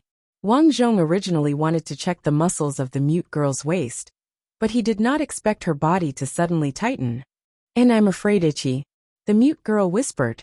Then endure it for a while. Ah! The examination was finally over. Wang Zhong was sweating profusely. The mute girl's body was twitching. This was a necessary step to push blood. After resting for a while, Wang Zhong said, Mute girl, when you go out in the future, continue to make your face ugly. Most importantly, don't show your strength in front of anyone. I know. You're quite talkative now, but don't make others think you're strange. The mute girl continued to nod, but her eyes still revealed a strange look. Ever since she was a child, Wang Zhong had taught her to appear ugly and wear more clothes. Every time she returned to this small house, she could only reveal her true appearance. This world is too dangerous. I'm telling you to do this for your own good. If there's a warrior who has bad intentions towards you, we won't be able to deal with them without strength. So remember, keep a low profile. The mute girl shrunk her neck. She remembered some of the slave girls she knew. They were casually scolded and humiliated by their masters. If she were to be treated the same way, it would be truly terrifying. All right, I'll ask you a few questions now. Wang Zhong acted out of character and sat up. If Big Tooth wants to bully you, what will you do? I will resist, the mute girl said. Wang Zhong shook his head slightly. I've told you before that you need to use your brain. You shouldn't resist, you should obey. The mute girl was stunned, but Wang Zhong's next words made her feel relieved. When I say obey, I don't really mean obey. You need to protect yourself first, then lure them to a place where there's no one, and try to kill them. So from now on, I'll teach you some meridians and the weak points of the human body. These things required some strength to be used, so when the mute girl was young, Wang Zhong didn't teach her much. Next, Wang Zhong used his own body to explain some of the weak points of the human body to the mute girl. For example, the temple, the cervical spine, the jaw, how to cut into the aorta quickly and accurately. When the mute girl was experimenting in front of him, Wang Zhong was slightly stunned. In the past, they were always together, so Wang Zhong didn't notice. Now that he took a closer look, the mute girl's clothes made of sheepskin were bulging, and it was very eye-catching. Wang Zhong frowned. This wasn't good. It would easily attract other people's attention. They still needed to keep a low profile, so they had to think of a way. So, Wang Zhong decided to let the mute girl wrap her chest with a belt. But it didn't seem to work. No matter how she wrapped it, it wouldn't work. It was still possible for people to see through it. Especially those with sharp eyes. What would they do if they saw through it? After the mute girl wrapped her chest with a belt, she frowned. It was very uncomfortable. It can't be helped if it's uncomfortable. Wang Zhong sighed. If you don't want to be bullied, you can only do this. Bear with it. All right. The mute girl was speechless as she pursed her lips. Although she didn't want to do this, she was used to listening to Wang Zhong. She didn't resist Wang Zhong's orders. Day after day passed. Although Wang Zhong concealed the mute girl very well, the mute girl grew bigger and bigger. Although she was wrapped in a corset, and her face and hands were often smeared with black, the people of the wastelands didn't care much about these things. Everyone was dirty, so why would they care? Therefore, every time the mute girl was working, there would always be some attendants and desolate slaves staring at her, causing her to frown. Wang Zhong didn't care about these rascals. Although he was only an attendant, he wasn't an ordinary attendant. He had made great contributions, so even Big Tooth didn't dare to order him around. Furthermore, Tiger was in power now. Everyone knew that Blockhead was Tiger's good friend. Some attendants and desolate slaves didn't dare to touch the mute girl. Previously, an attendant had boldly touched the mute girl's waist. When Wang Zhong learned of this, he stabbed the man's arm with his stone saber, while the attendant wasn't paying attention. Wang Zhong even declared that the mute girl was his. After the matter, Wang Zhong gave the attendant's master a sheep. The warrior didn't pursue the matter. After all, no one wished to offend someone who might become an elder in the future. From then on, the desolate slaves and attendants looked at Wang Zhong with fear. They knew that Wang Zhong wasn't someone to be trifled with. The mute girl was even more so. However, just because these people didn't dare, it didn't mean that other warriors didn't dare. At the end of the year, everyone welcomed the new year. The harvest this year was still pretty good. Everyone happily prepared a feast, while the warriors prepared for the New Year's hunting activity. Wang Zhong followed the usual practice of the previous years. He and the mute girl offered 2 bags of potatoes and 2 sheep. Just as they left the house, they encountered the big bird. "Isn't this Blockhead?" The big bird laughed as he walked over. "What a coincidence. Isn't this the mute girl? I haven't seen you in a long time. You have grown so tall." The big bird smiled as he patted the mute girl's waist.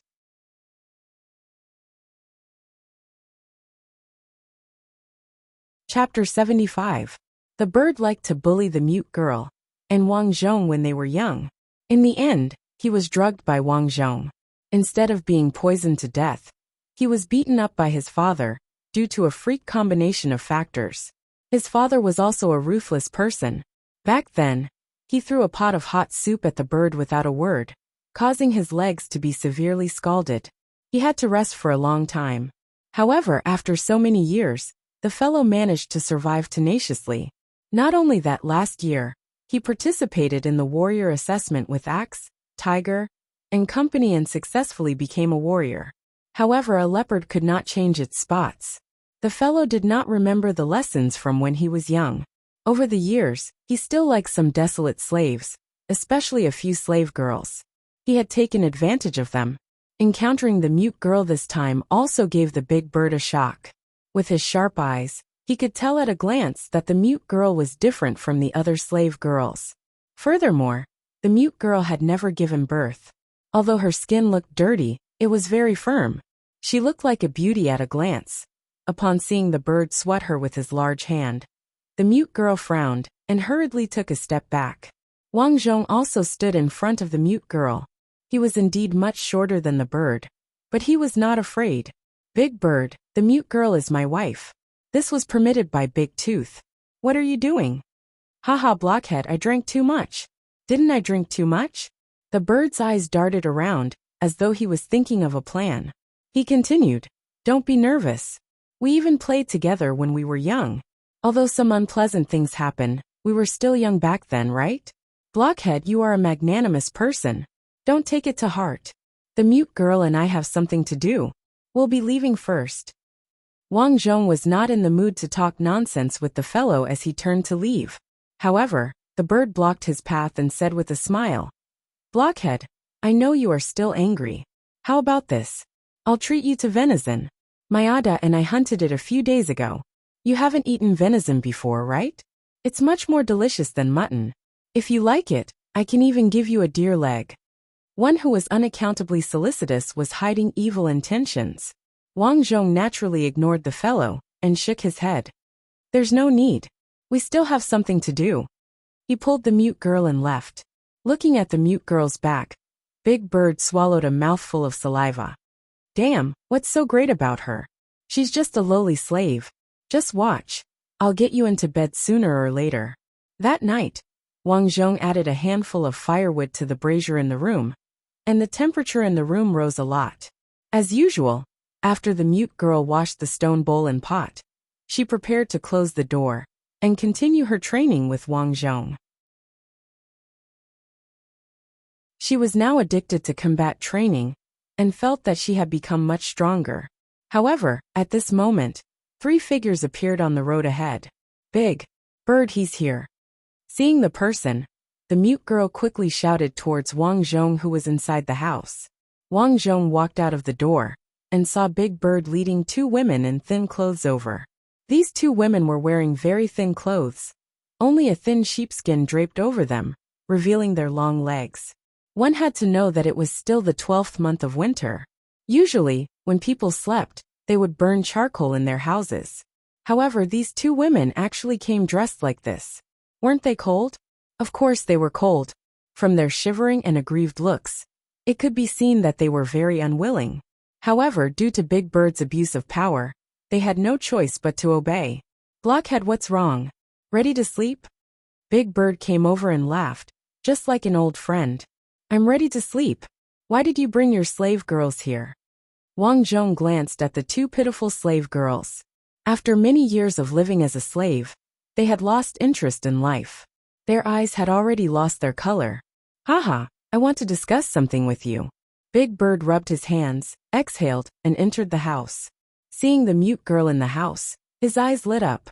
Mute girl, it's so late. Why don't you take off your clothes and sleep? Big Bird, she's my wife. Wang Zhong said in a low voice. Haha, what's wrong with that? These 2 are my wives. What do you think? Do you like them? Wang Zhong had a rough idea of why Big Bird had come over, but he still asked. What do you mean? I like the mute girl. These 2 slave girls, in exchange for a mute girl. Blockhead, you're a smart person. I didn't let you suffer a loss, Big Bird said confidently. In his opinion, with such good conditions, he could casually make an exchange with anyone, and they would definitely agree. After all, these 2 slave girls were good women. Not only were they mature, but they could also give birth and work. 2 for 1, Wang Zhong would definitely make a profit. As a warrior, to be able to make such a deal with Blockhead, who was a servant, was already a great favor. Unfortunately, what made him frown was that Wang Zhong shook his head slightly and refused his request. The mute girl and I grew up together. She's not a commodity. Even if you gave me all your slave girls, I wouldn't sell them. He was clearly facing a 10-year-old child, but to Big Bird, he felt like he was an adult. Blockhead, I'm giving you face because you and Tiger are good friends. Don't be so shameless. Big Bird threatened coldly. The mute girl quietly walked to the wall. There was a stone knife there.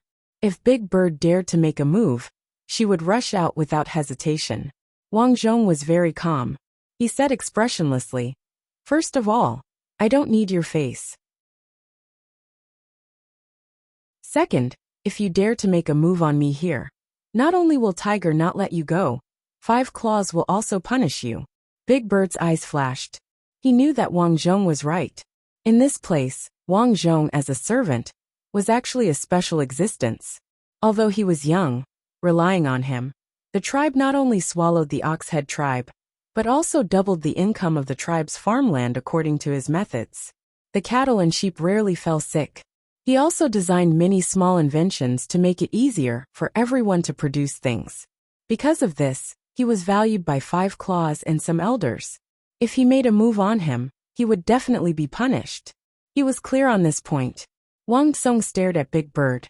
He said these words because he didn't want to make a move. But if he really wanted to, he wasn't worried. Big Bird's strength wasn't strong. He was just an ordinary warrior.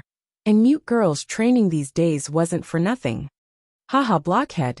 Since you don't agree, then forget it. After shooting a glance at Wang Zhong, the large bird tactfully left. After he left, mute girl closed the door and said worriedly, Big Bird will bully us again.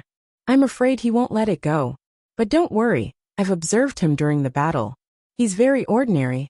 Next, I'll teach you how to target his weakness. Remember, don't be afraid. When it's time to hit hard, don't show mercy. Otherwise, you'll be the one who gets hurt. Okay. Next, the two continued to fight.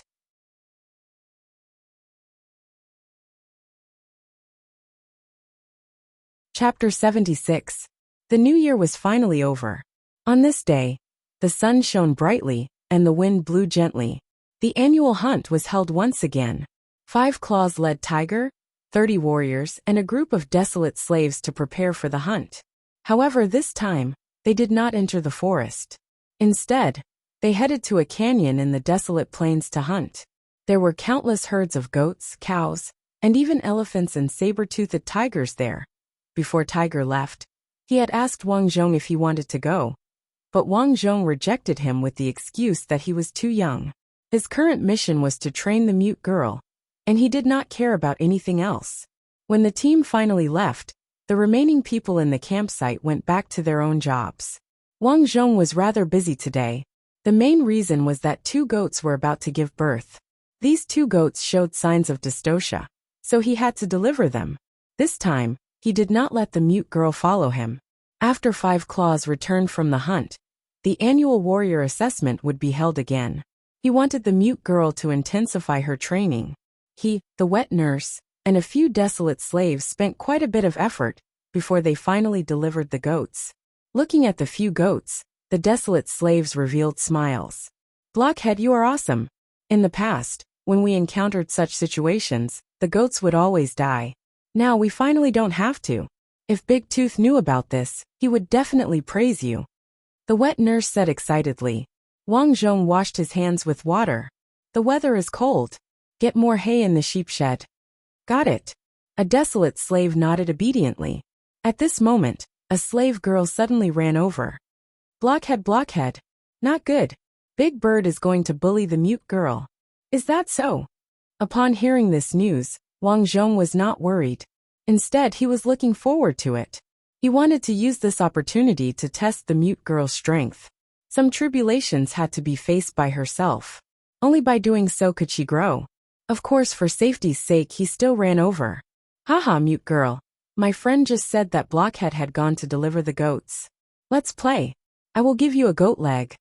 Big Bird excitedly raised the goat leg in his hand as he stared at the mute girl with a covetous gaze. He did not expect that the mute girl would always cover her private part when she met people. Hence, it did not look big. But this time, he took advantage of Wang Zhong's absence and made a surprise attack. He happened to bump into the mute girl, who was only wearing thin clothes. From the looks of it, she could really wash her face. In fact, Big Bird had never given up on the idea of hitting on the mute girl. After that night, he had arranged for people to keep an eye on this place. Once Wang Zhong left, he would rape the mute girl. In his opinion, he was a brave warrior after all, and the mute girl was a desolate slave. As long as he did not deal with Wang Zhong, it would not matter if he really did something to the mute girl. 5 Claws had been the leader for so many years, but he had never punished a warrior for a desolate slave. At most, he would make 5 Claws compensate him. That was why he was fearless and prepared to mess with the mute girl. Now that his 2 attendants were guarding the door, he could easily deal with the mute girl. It would be a lie if the mute girl said she wasn't nervous, but she immediately thought of Wang Zhong's words. What would she do if someone tried to force her? The answer was to obey, pretend to obey, and then take them by surprise. Thinking of this, the mute girl pretended to reveal a frightened expression. Big Bird, don't come over. You can speak now. Not bad. Big Bird chuckled. Do you want a leg of lamb? Yes. The mute girl nodded. Very good. Although Big Bird was curious why the mute girl agreed so quickly, he could not help but feel restless when he saw the mute girl lowering her head shyly. What a stunner. Big Tooth, that fool, actually left such a stunner behind. He opened his arms and hugged the mute girl. However, at that moment, the mute girl picked up the stone knife on her back and stabbed at Big Bird's leg. Big Bird was indeed careless. Or rather, the mute girl's weak image left a deep impression on him. No one would believe that such a weak woman could wield a stone knife so fiercely and quickly. Pwah! Big Bird's thigh was stabbed, causing him to cry out in pain. Bastard, bastard. The mute girl raised the stone knife and slashed at Big Bird again. Big Bird took a step back and raised the leg of lamb he was carrying to block. The stone knife was not sharp, so it embedded itself into the leg of lamb, preventing it from moving. Big Bird. When the attendant outside heard Big Bird scream, he immediately rushed in. Kill her for me. Big Bird pointed at the mute girl and roared angrily. Mute girl's expression was calm, and she did not show any fear. What are you doing? At that moment, Wang Zhong walked in with a group of desolate slaves and attendants behind him. These people had a good relationship with him, or had received favors from him. When they saw the mute girl being bullied, they spontaneously came over. Big Bird's eyes focused. He never expected Wang Zhong to come so quickly. Blockhead, your lowly slave actually dares to assassinate me. I'm a brave warrior. You know the consequences of her actions. Big Bird threatened, hoping to see fear on Blockhead's face. Unfortunately, he was disappointed. Wang Zhong sneered. You were the one who bullied the mute girl first. You even wanted to complain to Five Claws. A brave warrior like you really makes me laugh my head off. With that said, Wang Zhong looked behind him. Everyone look. A brave warrior was actually injured by a slave girl. I believe this brave warrior is not qualified. Blockhead, say that again. Alright, I'll say it again. In this brave warrior test, the mute girl will challenge you to a duel. Do you dare to accept the challenge? During the brave warrior test, one could indeed challenge a brave warrior to a duel. However, normal people would not do so. This was because even the weakest brave warrior was stronger than ordinary attendants and desolate slaves. However, Wang Zhong did the opposite this time, causing the surrounding people to be extremely shocked. As a brave warrior, Big Bird was actually challenged by a desolate slave. Furthermore, the desolate slave was a woman. This was a great humiliation to him.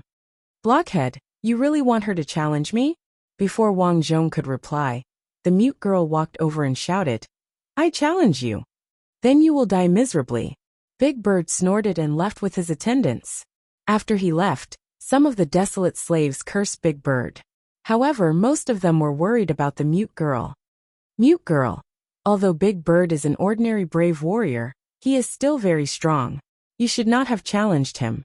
The wet nurse sighed. That's right. Mute girl, this is really troublesome. Blockhead, you have a good relationship with Tiger. He can speak for you. Wang Zhong waved his hand and said, Everyone, there is no need to worry about this. The surrounding people found it strange. Blockhead was usually very smart. Why was he like this time? Blockhead also had times when he was muddle-headed. Everyone thought to themselves. Five Claws finally returned with his men. This time their harvest was pretty good. They had hunted more than 50 different kinds of prey. That night, a grand barbecue ceremony was held in the camp. This was also the happiest day for the desolate slaves. This was because everyone could eat delicious food today. However, no one noticed that Wang Zhong and the mute girl did not participate in this ceremony. There were still a few days before the brave warrior test. Wang Zhong had to train the mute girl to become a true female warrior.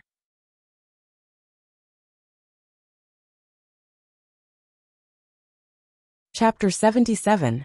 Woo woo woo. Woo woo woo. With the loud horn being blown, the Stone Tribe once again ushered in a new warrior assessment. There were not as many participants as last year. The quality of the participants was also average. Among them, there were 5 slave girls and a few desolate slaves. Just like before, these people would find their own opponents and battle them. After that, they would head to the forest to hunt. Remember the Big Bird's weakness. His thigh was injured by you a few days ago. He will not recover so quickly. You can find his weakness to attack. Also, do not compete with him in strength. No matter how weak he is stronger than you. Below the stage, Wang Zhong whispered instructions to the mute girl. Today, the mute girl was wearing a sheepskin garment that Wang Zhong had personally sewn for her. The garment clung tightly to her body, and her hair was tied up by her. She held a stone saber wrapped in sheepskin in her hand, looking awe-inspiring. After hearing Wang Zhong's words, the mute girl nodded slightly. She could not help but look at Five Claws. As a warrior, the big bird was standing there. As if he sensed something, the big bird looked over and narrowed his eyes. Although he liked the mute girl, her challenge had infuriated him. To any warrior, this was a humiliation. Only blood could wash away this humiliation. Hence, he had decided that the mute girl had to die. She has to die. The mute girl also made a decision. When she was young, she was bullied by the big bird. She clearly remembered that she had accidentally bumped into the big bird and was kicked a few times, crippling her for a few days. The first to go up was a male desolate slave. He shamelessly chose a female desolate slave to fight. This female desolate slave was relatively thin and weak. However, at the beginning of the battle, the male desolate slave could not withstand the fierce wrestling attacks of the female desolate slave. Soon, he lost all his strength and surrendered in tears. As for the female desolate slave, she successfully became a warrior. The second to go up was an attendant. As an attendant, he had his pride. He did not wish to embarrass himself. Hence, he chose to fight another attendant. The two of them fought back and forth for the longest time. Finally, the selected attendants couldn't take it anymore and were beaten to the ground. After that, more than 10 people went up. There were strong and weak people among them. Finally, it was the mute girl's turn to go on stage. As soon as she went on stage, she immediately attracted everyone's attention. Firstly, everyone knew that she was a blockhead. Secondly, she was the thinnest slave girl. No one could understand how such a slave girl could become a warrior. I heard that this slave girl even dared to challenge the big bird. Behind Five Claws, a warrior who didn't have a good relationship with Big Bird teased. Big Bird's face darkened. I will use her blood to wash away the glory of my warrior. I want to challenge the big bird. The mute girl looked at the big bird and shouted, "Hua!" The crowd boiled with excitement. This was the first time in many years that someone dared to challenge a warrior. Moreover, this person was a slave girl. This had never happened in the entire tribe. Five Claws also smiled and looked at the big bird with interest. The big bird's face was burning with pain. He walked out of the group and shouted, "I will kill you." The mute girl had already thrown away the stone knife and faced the big bird with her bare hands. Big Bird came to the field. It could be seen that his thigh was indeed injured, so he walked with a limp. However, these were only minor injuries. As long as he could use his hands, no one doubted that the mute girl would be easily crushed to death if he caught her. Yeah, Big Bird launched an attack and ran over to throw a punch. His moves were very simple and didn't have any tricks. Some of the desolate slaves closed their eyes. They couldn't imagine how the mute girl would receive this punch. The mute girl would definitely be killed by this punch. Everyone was thinking. However, at this moment, the mute girl suddenly lowered her head. While dodging Big Bird's fist, she threw an uppercut at him. Bang! Big Bird's jaw was struck. His teeth accidentally bit his tongue, causing blood to fill his mouth. It was so painful that tears came out of his eyes. In a moment of desperation, Big Bird hurriedly kicked. However, the mute girl was as nimble as a monkey. She retreated, and when Big Bird retracted his leg, she kicked at his wound. Ah! The pain from the wound made Big Bird frown. He roared angrily and hugged the mute girl. He had already decided to use brute force to crush the mute girl to death. The mute girl began to move. The battle situation was too thrilling. Once the mute girl was caught, she would probably be beaten up. After a while, Big Bird was already exhausted. The mute girl took the opportunity and leaped into the air, kicking at him. Big Bird's chest was kicked and he fell to the ground. There was an uproar outside the arena. Big Bird was actually knocked down by the mute girl. This was simply unbelievable. Five Claws also nodded slightly. He was very satisfied with mute girl's performance. Big Bird's face flushed red as he roared, "I will kill you! Kill you!" However, just as he stood up, mute girl gave him a roundhouse kick. Big Bird's head immediately tilted as he was sent flying. His huge body crashed to the ground, raising a cloud of dust. Big Bird was really angry. He got up and snatched the stone saber from an attendant beside him. He roared, "You lowly slave, what qualifications do you have to be a warrior? I want to fight you to the death." In fact, Big Bird had already broken the rules, But Wang Zhong didn't stop him. He threw the stone saber at the arena. His actions were self-evident. If Big Bird wanted to fight, he would fight. Five Claws didn't say anything, which meant that he also agreed to this life and death battle. Big Bird, who had a weapon, attacked even more fiercely. His weapon was very wide and big. It could make a pit on the ground when it smashed. On the other hand, Mute Girl's weapon was much more delicate, but the edges were sharper. The Mute Girl kept dodging as she faced the Big Bird that was coming at her. Wang Zhong smiled coldly. Big Bird was really too weak. His attacks were full of weaknesses. Sure enough, Mute Girl saw an opportunity and flashed to Big Bird's side. Big Bird was just about to raise his saber, but Mute Girl's stone saber had already slashed over. Poochie! The stone saber made a cut on Big Bird's arm that was holding the saber. Big Bird panicked and retreated. The opportunity had come. How could Mute Girl, who had undergone Wang Zhong's special training, waste this excellent opportunity? She took 2 steps and jumped up. The long saber was like a javelin as it pierced over. Chi! The stone saber stabbed into Big Bird's chest. Big Bird grunted and fell to the ground. His eyes were wide open, as if he still couldn't believe that he would die at the hands of a slave girl that he had bullied since she was young. I can't accept this. Big Bird sighed in his heart and fell backwards. Plop! We won! Nanny was so excited that she almost fainted. The other desolate slaves were also shocked. Many warriors even stood up in surprise. Jokes aside, they didn't believe that Mute Girl could really deal with Big Bird. But now she had succeeded. This result was simply unbelievable. Mute Girl left the arena. She was now considered a warrior. From now on, she didn't need to work for Big Tooth.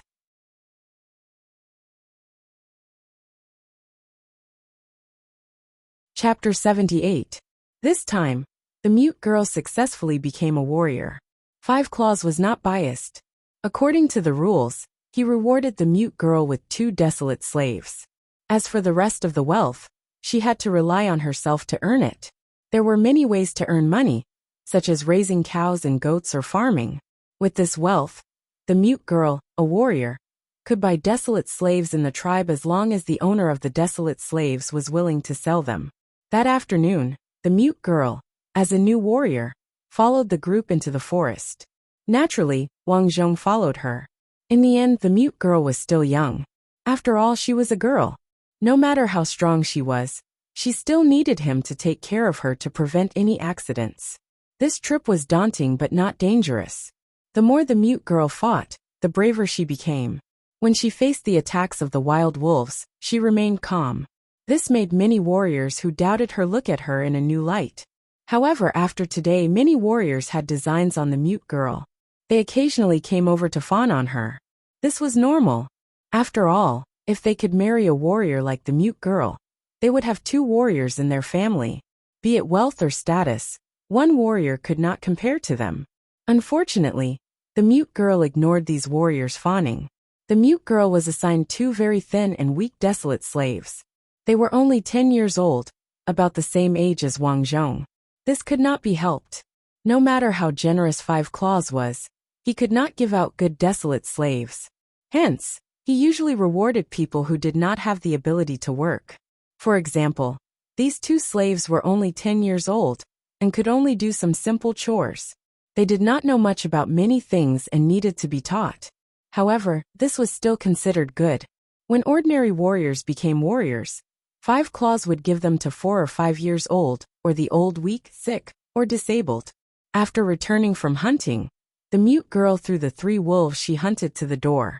Only then did she look at her desolate slaves with Wang Zhong. What are your names? Wang Zhong asked as he looked at the 2 slaves, who had their heads lowered, and were barely wearing any clothes. I am Hey. I do not have a name. The 2 slaves thought for a long time. They lowered their heads, not knowing what to say. Wang Zhong understood. Actually, this was normal. In the desolate plains, the status of desolate slaves was very low. Some desolate slaves without parents did not even have names. Everyone referred to them by their characteristics. Wang Zhong thought for a moment and realized that these 2 slave girls were quite fair. Thus, he pointed at the taller slave girl and said, From now on, you'll be called Dabai. You'll be called Earbook. From now on, you'll be my men. You'll have to listen to me and the mute girl. Do you understand? This was very understandable, so Dabai and Earbook both nodded timidly. All right, let's go in and change. Wang Zhong frowned when he saw that their clothes were not covering their bodies. He could tell that they did not have a good life in the past. After wearing the clothes designed by Wang Zhong, the two girls were stunned. They couldn't figure out why Blockhead and Mute would give them such precious things. But then something even more shocking happened. The mute girl actually gave them 2 bowls of barbecued meat. Dabai waved his hands in panic and knelt down.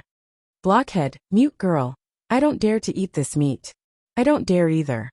Earbook also knelt down. She was so anxious that she was about to cry. Wang Zhong was a little confused. After thinking for a moment, he understood. These 2 girls did not have a good life in the past. The people around them had instilled in them the idea that they were slaves. They were lowly slaves and did not deserve to eat such high-end food.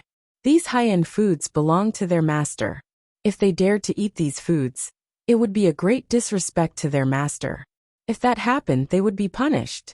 Thus, when they saw that the mute girl was actually giving them such good meat, they were scared to tears. All of you stand up, Wang Zhong shouted. The 2 girls hurriedly stood up. Wang Zhong handed over the barbecued meat. You'll only have the strength to work if you eat. Do you understand? Eat. The mute girl nodded at them. Only then did the 2 girls eat hesitantly. In the following days, Wang Zhong led the mute girl and the 2 desolate slaves on the road of farming. He was still young, so he had to put aside the matter of becoming a leader. There were 2 things he needed to do. First, earn resources. Only when he had more resources could he buy more desolate slaves and obtain more weapons. He could then establish his own armed forces and seize the authority of the tribe.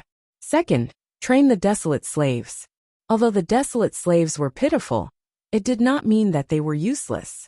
On the contrary, Wang Zhong had observed that the desolate slaves were able to endure hardships and were more loyal. Their only weakness was that their status was too low. This resulted in them not being able to eat well or wear warm clothes. Some of them did not even have a good place to sleep.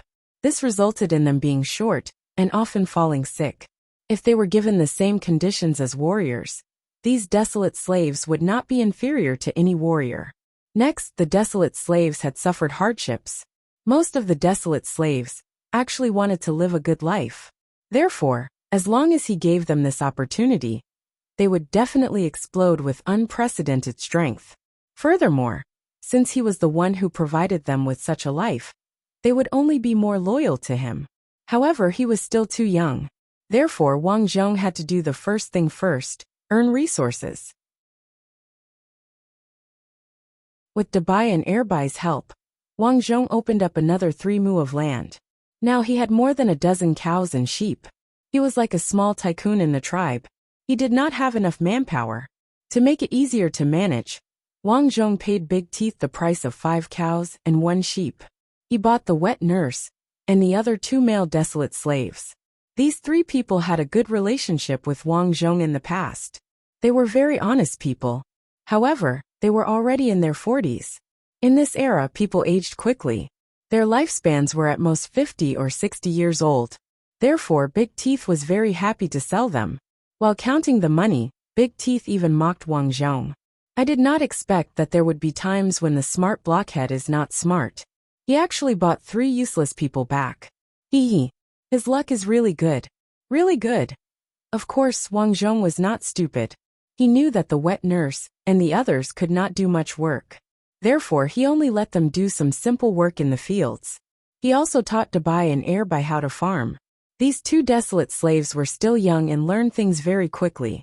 However, Wang Zhong did not plan to only let them learn how to farm. After half a year, Wang Zhong handed over the land and livestock to the wet nurse and the others.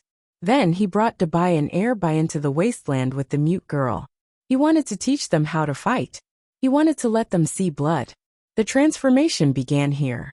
Do you see the thing in my hand? This is called a bow and arrow. Aim at the deer over there and shoot. Wang Zhong said seriously as he looked at Dabai and Earbook. Whoosh! An arrow shot out and immediately hit the deer's body. The mute girl excitedly raised the bow and arrow. She had learned this thing early, so she learned it very quickly.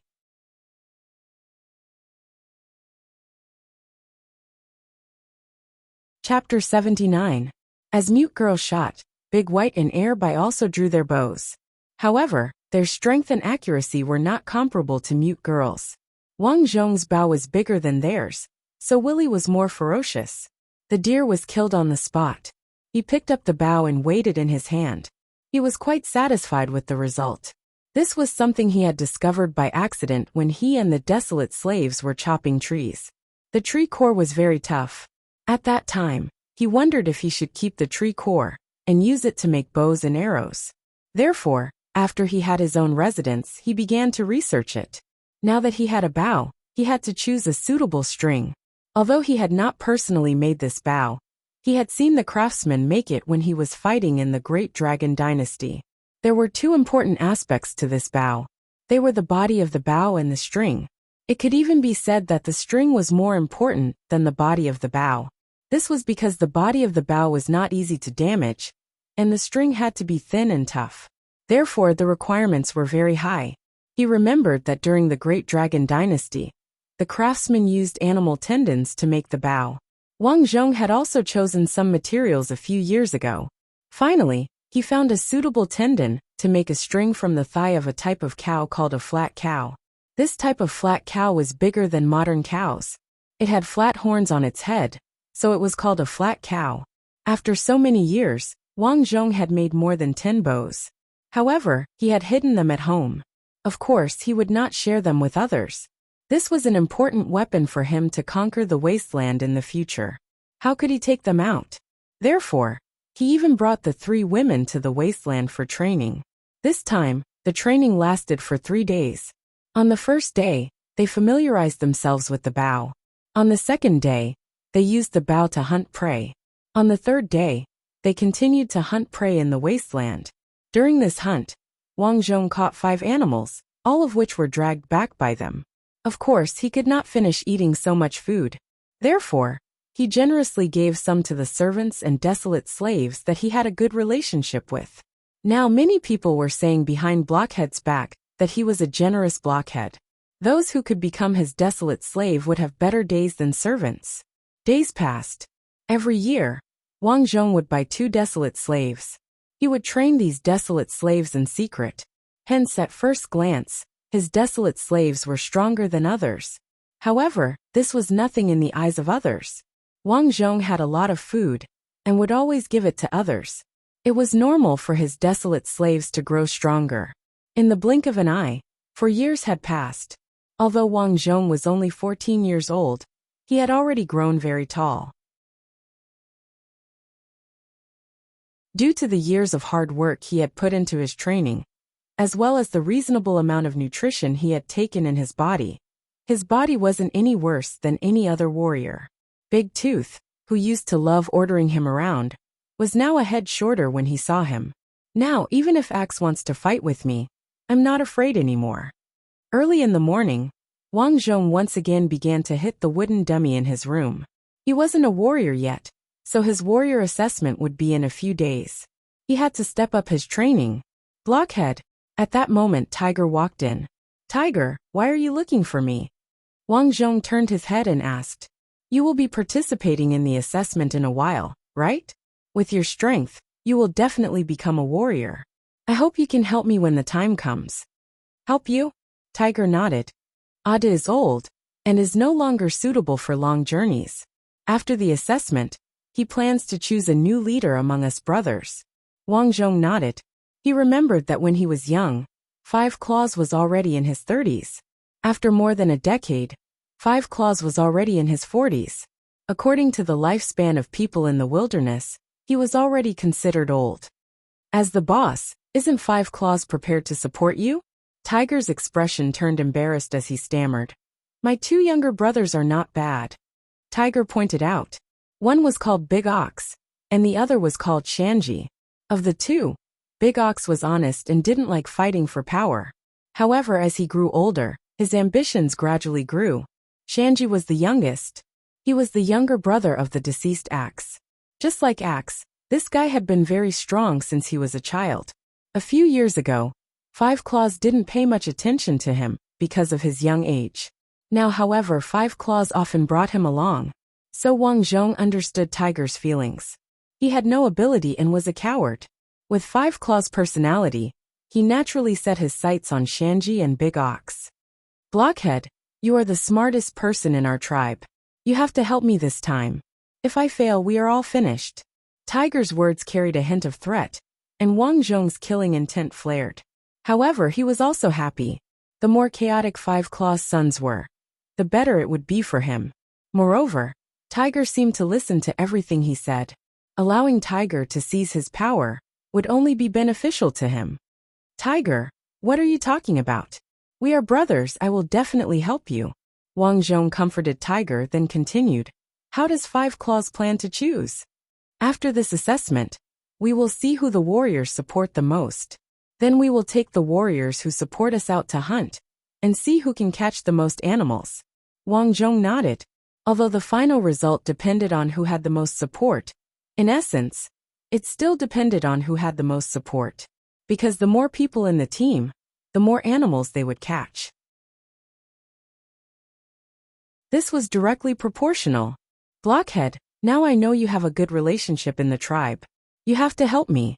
Got it. You can go back. Wang Zhong nodded. Then, Wang Zhong found that Big Ox's men and Shanji's men were chatting nervously with the warriors in the tribe one by one. Jiao joined Big Ox's side. Big Ox will treat you well. Well, I will think about it. Please rest assured. Big Water, although Shanji is young, he is as capable as Axe. If you join Shanji, he will treat you well. I know. Go back and say hello to Shanji.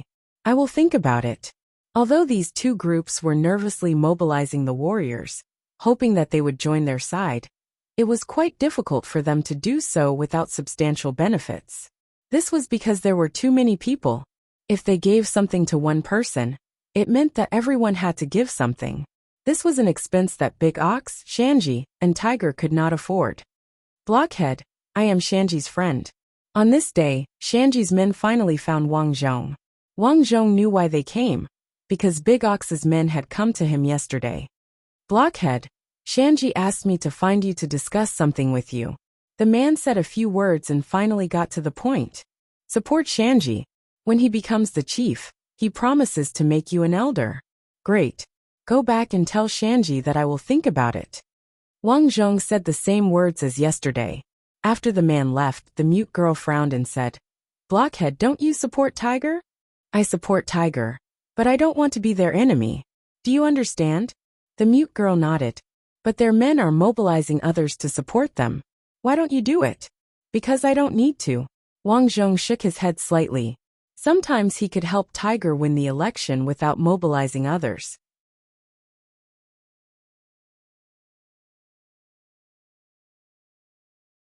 Chapter 80. Looking at the confident Wang Zhong, mute girl tilted her head in puzzlement. This was because he could not understand how he could win the support of others without mobilizing them. As the day of the election approached, Tiger became anxious.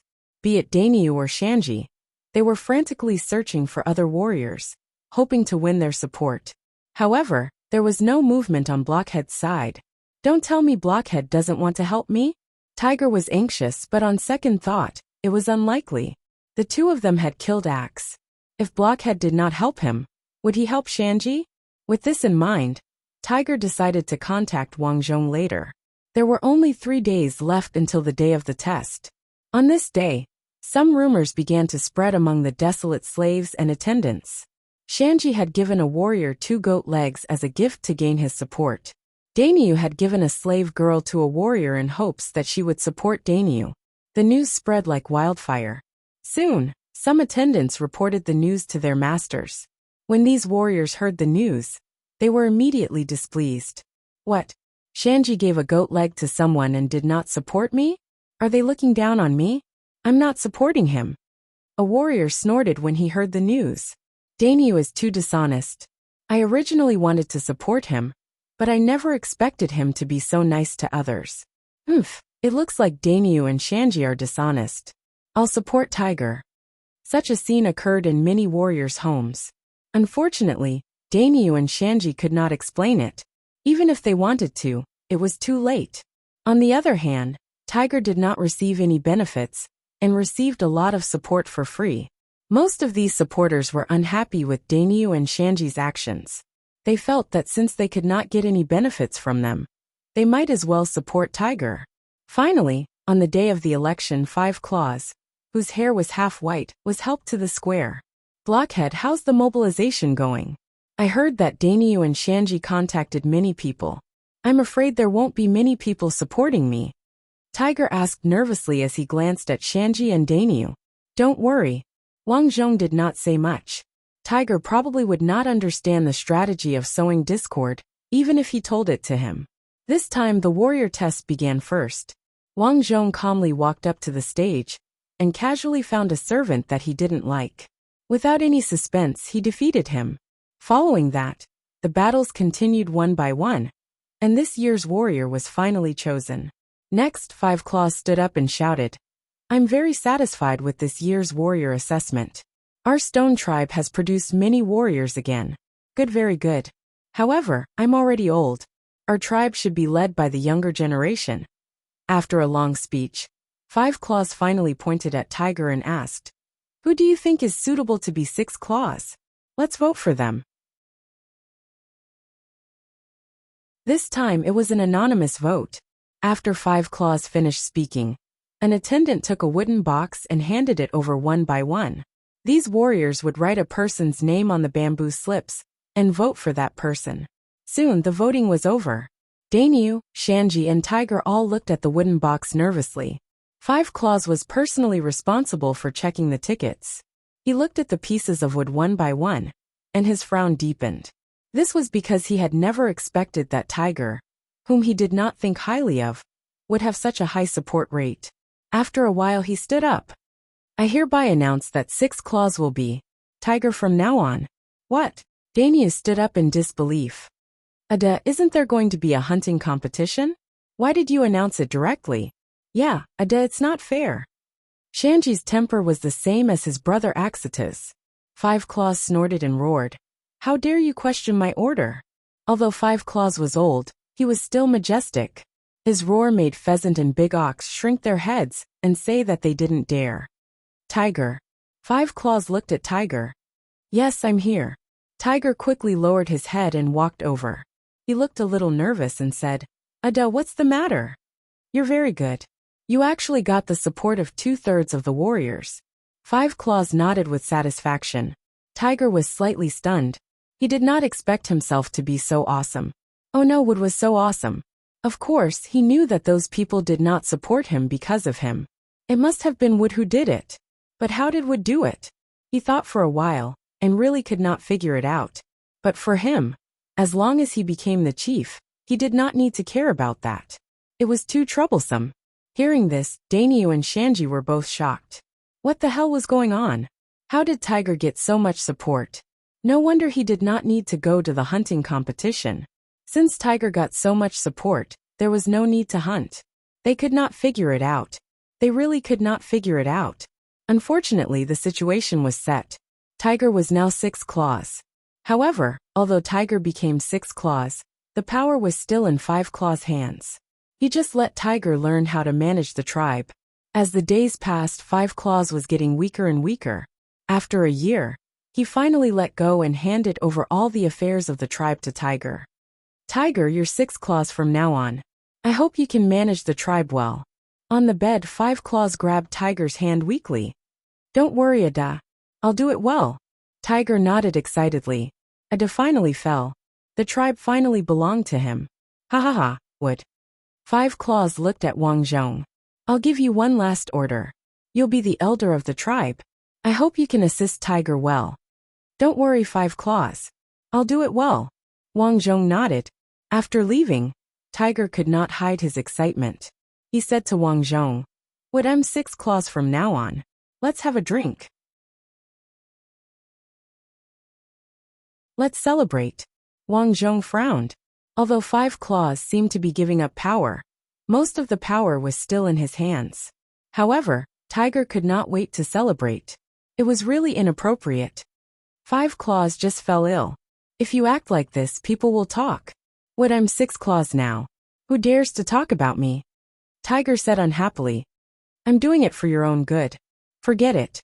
You're a smart person, but you're too careful. Since you don't want to drink, I'll find someone else. Tiger left. Wang Zhong shook his head. This Tiger was still too inexperienced. However, this was also good. When Five Claws died, with Tiger's intelligence, it would be more advantageous for him to seize power. In the blink of an eye, Wang Zhong was finally 18 years old. Now he was tall and strong. Many female warriors could not help but look at him. They could not wait to eat Wang Zhong up. However, Wang Zhong wasn't someone who placed much importance on relationships. Therefore, he directly ignored these man-eating gazes.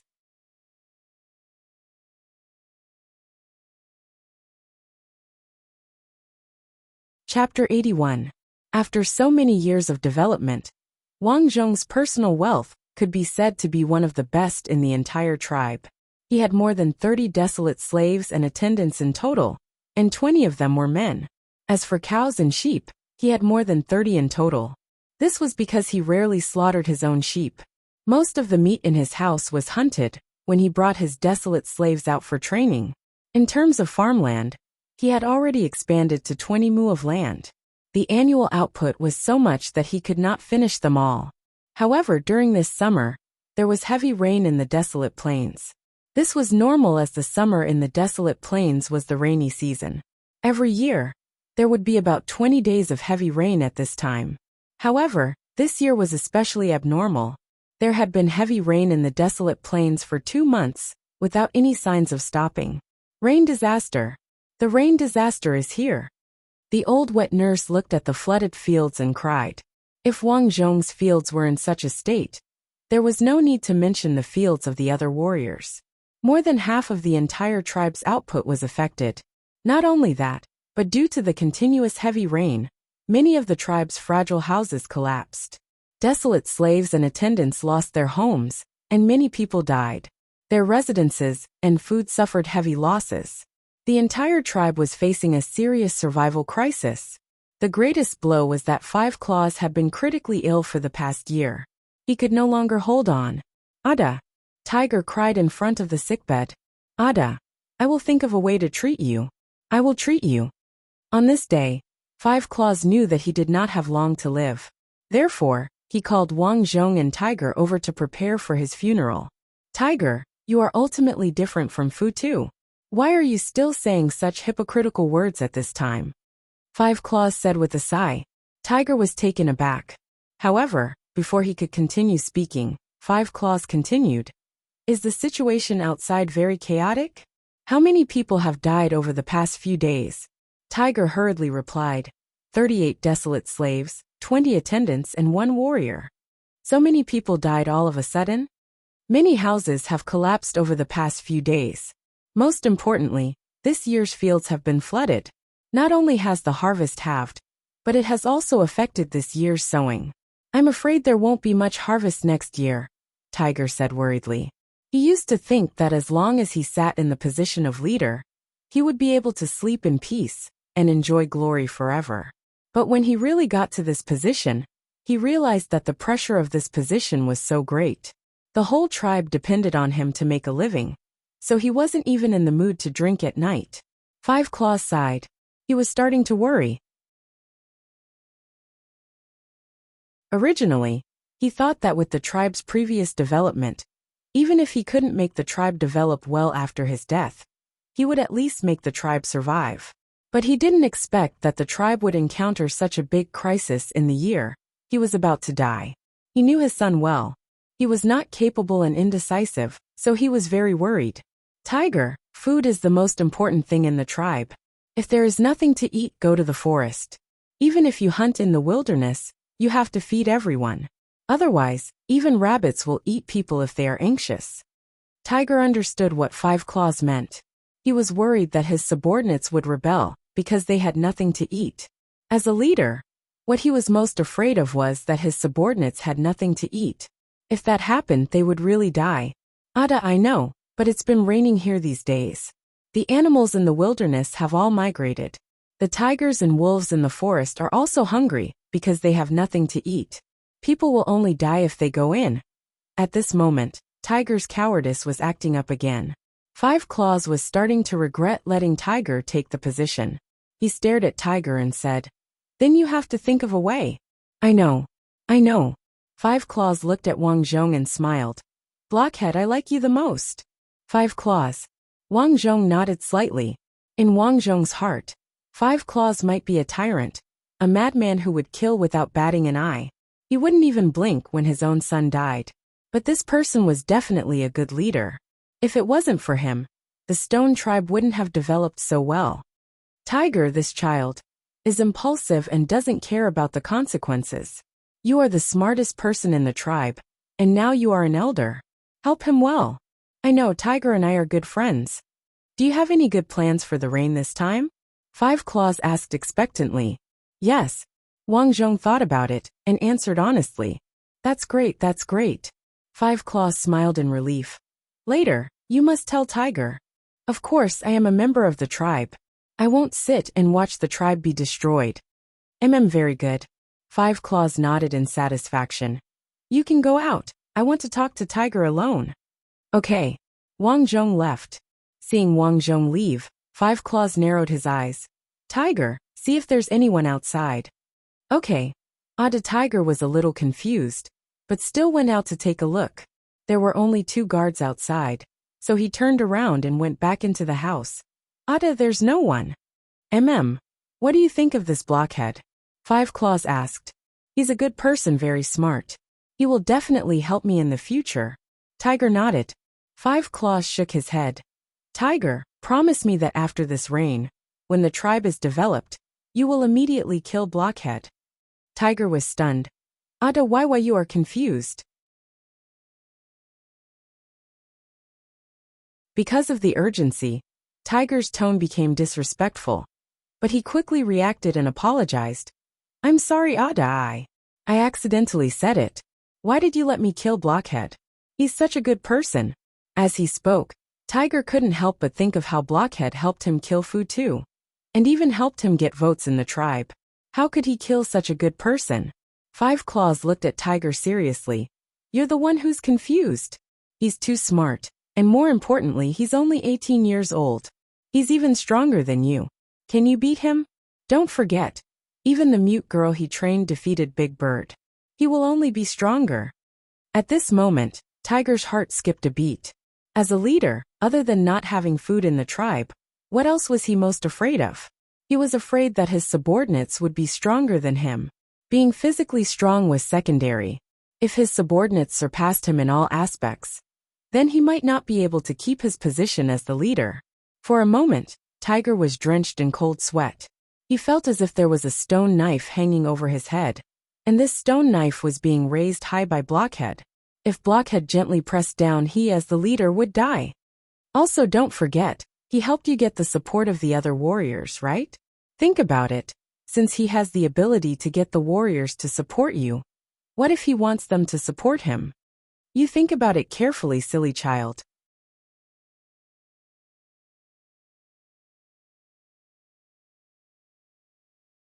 Chapter 82. You think carefully, silly child. Five Claws' words exploded in Tiger's mind. He had simulated the situation several times in his mind. If Blockhead turned against him, what advantage did he have? He definitely could not beat Blockhead in a fight, nor could he use his brain. Furthermore, Blockhead's popularity seemed to be better than Blockhead's. He had noticed that some of the desolate slaves and servants treated Blockhead with great respect. This was a respect that came from the bottom of their hearts, unlike Five Claws, who respected him out of fear. For a moment, Tiger could not stand steadily due to fear. He felt that he had fallen into a huge trap. If not for Five Claws' reminder, Blockhead would have wanted to become the chief himself. It seemed that he had no way or ability to stop him. Tiger, have you thought it through? Five Claws stared at Tiger and asked. I have thought it through. After using Blockhead to resolve the tribe's crisis, I will end him. Tiger swallowed a mouthful of saliva and said. Then I'm relieved. Tiger, I know you hate me from the bottom of your heart. You hate me for being partial to Futu back then. But don't forget, I'm the chief, and your Ada comes second. I have to think about the future of the tribe. Do you understand? I understand. I am not angry. Five Claws heaved a sigh of relief. Let the others in. I have some final instructions. Yes, Adasun, Dinyo, Shanji, and Five Claws' other children and wives came in. A large group of elders and warriors that Five Claws thought highly of also squeezed in. Five Claws exhorted them one by one. He hoped that they could help Tiger and develop the tribe. 3 days later, Five Claws could not hold on any longer and left. He left peacefully. He left silently in the middle of the night. Tiger really cried. Wang Zhong felt that he was crying sincerely. After all, he was crying very sadly. Therefore, he guessed that Five Claws had brainwashed Tiger before he died. Tiger did not have much of a brain, and could be easily brainwashed at times. What worried him was that Tiger had been looking at him differently recently. After all, Tiger could not hide his thoughts. In the past, he would always drag him to drink and eat meat. Now he was basically roping in the other elders and warriors. Therefore, Wang Zhong concluded that Tiger wanted to seize power and concentrate it in his hands. However, this did not matter to Wang Zhong. Now that Five Claws was dead, the tribe was facing internal and external threats. Everyone was in a state of panic. Everyone was afraid that they would not have enough to eat. If a tiger wanted to seize power, he had to have the ability to do so. My goal is to unify the great wilderness. Now that I'm 18 years old, I can't wait any longer. Wang Zhong held the mutton milk wine in his hand and slightly poured it on the ground. Oh, I'm sorry. Between us, sooner or later, there will be a falling out. That's right. Wang Zhong wasn't going to wait any longer. He hadn't made a move in the past, because Five Claws had accumulated a lot of power, and everyone in the tribe was convinced by him. But now that he was gone, he had nothing to worry about. After Five Claws left, Tiger held a 3-day funeral for Five Claws.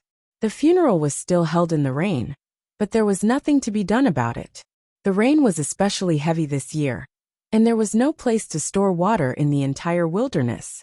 As a result, the people below were agitated, and even a lot of cattle and sheep died. On the second day after the funeral, Tiger gathered the elders for a meeting. Everyone knows about the current situation. The tribe is lacking in food. Not only will we not be able to last this year, but we will also have less food next year. Does anyone have any good ideas? Tiger looked at everyone and asked. Six Claws, I think we should organize a group of desolate slaves to search for beast packs. As long as we find a beast pack, we can surround and capture it. That way we can last through this year. When the rainy season stops next year, we will think of something else. An old man in his 50s said. We have searched before, but the beast packs have already migrated. Tiger shook his head slightly, rejecting this suggestion. Then let's just enter the forest.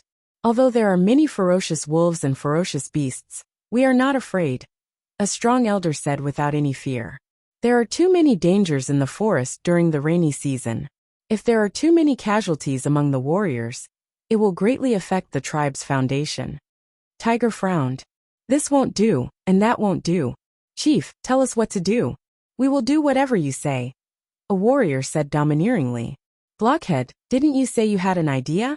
Tiger asked Wang Zhong hopefully. Everyone looked at Wang Zhong. Everyone recognized him as the smartest blockhead in the tribe. Hence, everyone had high expectations of him. Six Claws, let me calculate the problems we are currently facing. Wang Zhong nodded at everyone. First, food. Second, housing. Housing is easy. Let the desolate slaves live in the servants' quarters. That will save a lot of space. Next is the food problem. I made a rough calculation previously. Our remaining food can last for 3 more months. With the addition of the tribe's cattle and sheep, we have half a year's worth of food. Hence, the situation is not dangerous. Blockhead, what are you saying? Although we have surplus food, if we do not sow now, what about next year? That's right. Furthermore, if we run out of cattle and sheep, who will give birth in the future? Everyone started discussing, raising their doubts about Wang Zhong. Wang Zhong shook his head and said, I have not finished speaking. Why are you all interrupting? His voice was very loud, scaring everyone. When Tiger saw this, he was even more determined to kill Wang Zhong. Listen up. When I said that our food can last for now, it does not mean that we are not thinking of a solution. My solution is to use war to support war. Use war to support war? Tiger raised his eyebrows. I have sent my servants to observe the situation over the past few days. There are other tribes living in the north, south, east, and west of us. These tribes are about the same size as us, and their situation is even more similar.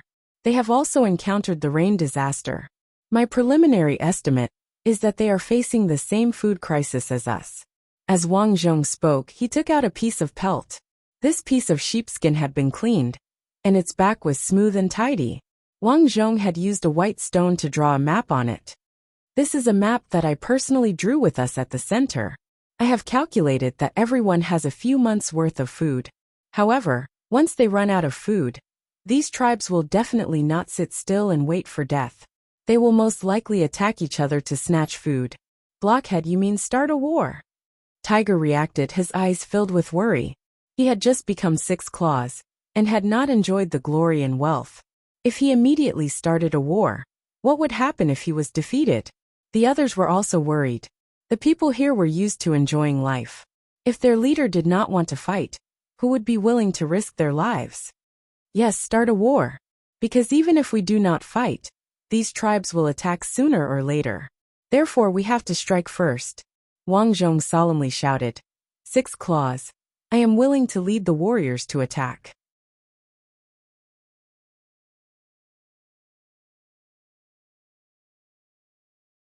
Chapter 83. Blockhead, is there no other way? Once the war starts, it'll be very troublesome. A lot of people will die. Tiger was still a little worried. There's no other way. If we don't strike first, we'll be attacked by other tribes. Moreover, Five Claws just died, so the other tribes won't even dream that we'll suddenly attack. Six Claws, I'm willing to lead the warriors to attack. If we lose, I'll take Blockhead's head. Wang Zhong didn't hesitate to make a military pledge. In any case, this kind of war was very easy for him to fight. Alright Blockhead, how many warriors do you want? There are 109 warriors in our tribe. I need 70 of them, Wang Zhong said. Alright, but when the time comes, I'll go with you. Tiger nodded. In his heart, he was still guarding against Wang Zhong. He was afraid that if Wang Zhong led the warriors out, those warriors would listen to Wang Zhong's words. The plan was finalized, and 3 days later, the rain finally eased up a little. Late at night, Wang Zhong and Tiger led the warriors to the Big Bear tribe in the north. Because the tribe's terrain was relatively low, it was the place that had been hit the hardest. Moreover, the number of warriors here was also the lowest, which was why Wang Zhong had set his goal here. To catch bandits, first catch the leader. These days, I found out where the leader of the Big Bear tribe lives. We'll rush over and kill him, then immediately retreat. Wang Zhong said. Blockhead, is it enough to just kill him? Yes, without the leader, the tribe will definitely be in chaos tomorrow. Wang Zhong finished speaking, then turned to Tiger and said, We'll go together. The rest of you will harass other places.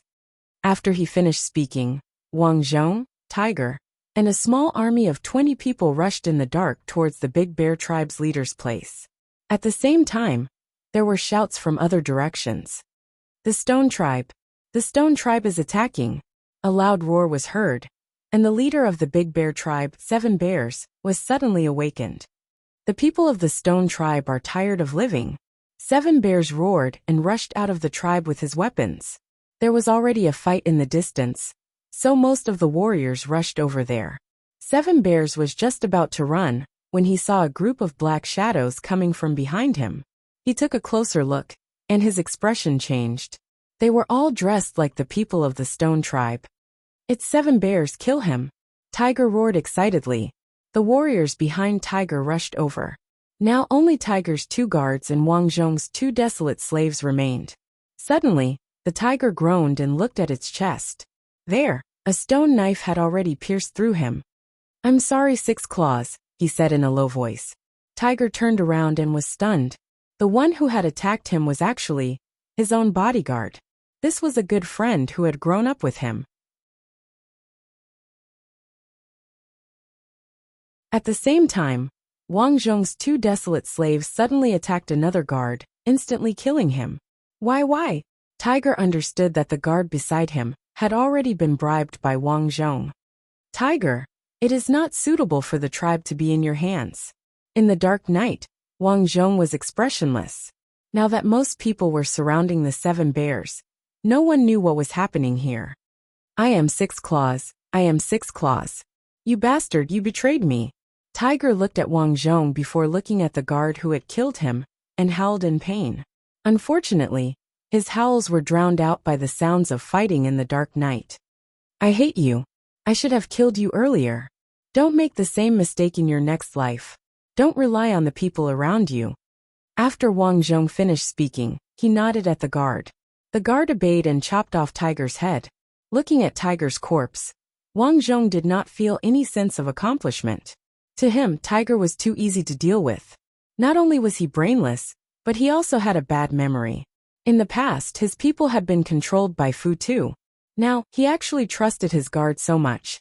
What Tiger did not know was that he had already bribed this guard. He had even contacted the people around Tiger long ago. At first, he was concerned about this guard. Later, he discovered that he and Airbai were in love with each other, so he gave Airbai to him. In the end, under Airbai's pillow talk, this guard called Day became one of his people and secretly provided him with a lot of information about Tiger. Well done, Day. In the future, you and Airbai will be my trusted aides. Wang Zhong nodded at Day. After being an official of the Great Dragon Dynasty for so many years, he knew how to use people. At this moment, he needed to reassure Day so that he would not think too much. Thank you, Blockhead. Day did not know how to address Wang Zhong, so he could only call him Blockhead. Alright, let's proceed according to plan. 6 Claws was killed. Day roared, and the group of warriors who were surrounding the 7 bears changed their expressions. 6 Claws was killed. As an elder, listen to me and kill the 7 bears first. Wang Zhong quickly shouted at the crowd. For now, he needed to stabilize the situation. Everyone gritted their teeth and continued to attack the 7 bears. You guys have guts, I hate you. Although the 7 bears tried their best to break through the encirclement, they could not hold up against Wang Zhong's people. Many of them were exhausted and finally fell to the ground. Poochie! Wang Zhong cut off the 7 bears' heads and turned to Day, shouting, Carry 6 Claws' corpse and leave. Yes. Day carried 6 Claws' corpse and head and quickly ran away. Woo woo woo. The Stone Tribe blew the slogan of retreat. In the end, after leaving behind a dozen warriors' corpses, the Stone Tribe retreated. After returning, when the people of the tribe saw Tiger's corpse, the entire tribe was in an uproar. 6 Claws was dead, and there was no leader. What would they do in the future? The desolate slaves and servants panicked. They had lived for most of their lives, but they had never encountered such a situation. Stop arguing. As the eldest son of 5 Claws, I should be the leader. Danius stood up and said, who do you think you are? I should be the leader. Shanji also stood up and said rudely, Shanji, you are the younger brother. Daniu, why don't we have a competition? Stop arguing. At this time, Wang Zhong finally walked out with a group of desolate slaves and servants. 6 Claws is dead, and we are still at war with the Big Bear tribe. You two actually have the mood to argue? Wang Zhong glanced at the two people's faces and shouted, Since our tribe is still at war, as the commander, I will be the leader for the time being. That doesn't make sense, right? An elder frowned. Yes, you are not the son of 5 Claws. A warrior standing on Dania's side also frowned. Then who do you think will win if the two of them lead the team? When the Big Bear tribe attacks tomorrow, what will you do? No, the team can't be led by you, Shanji shouted without hesitation. Is that so? Then let's have a competition. Wang Zhong raised his stone knife. Shanji frowned. Although he didn't want to go against Blockhead, if he didn't fight this time, the entire tribe would really fall into Blockhead's hands. Kill him. Shanji thought of this and quickly rushed over. Kill. Wang Zhong jumped up and raised his stone knife high. Bang. The huge force caused Shanji's arm to go numb. He felt some regret. Blockhead's strength was too strong, and he was no match for him. But before he could respond, Wang Zhong's stone knife had already slashed horizontally. Not good. Shanji's heart was alarmed, but it was too late. A gust of wind blew past his ear, and he felt a chill on his neck. I'm dead. Shanji felt like he was flying, but he couldn't sense where his body was.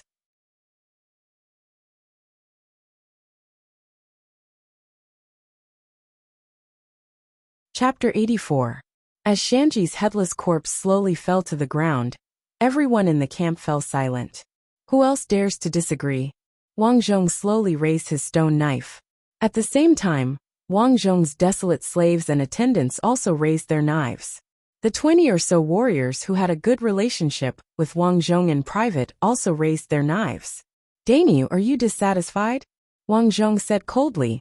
Dainyu, now that we are at war with the Big Bear tribe, I think that Blockhead is the most suitable person to lead us, a warrior shouted. That's right. Blockhead's abilities are obvious to all. Originally, Dainyu and Shanji's people combined were comparable to Wang Zhong's side. However, the problem was that now that Shanji was dead, the people on his side were wavering. Seeing that the situation was unfavorable, Dainyu also softened and stammered, unable to say anything. All right, gather all the warriors. I want to speak.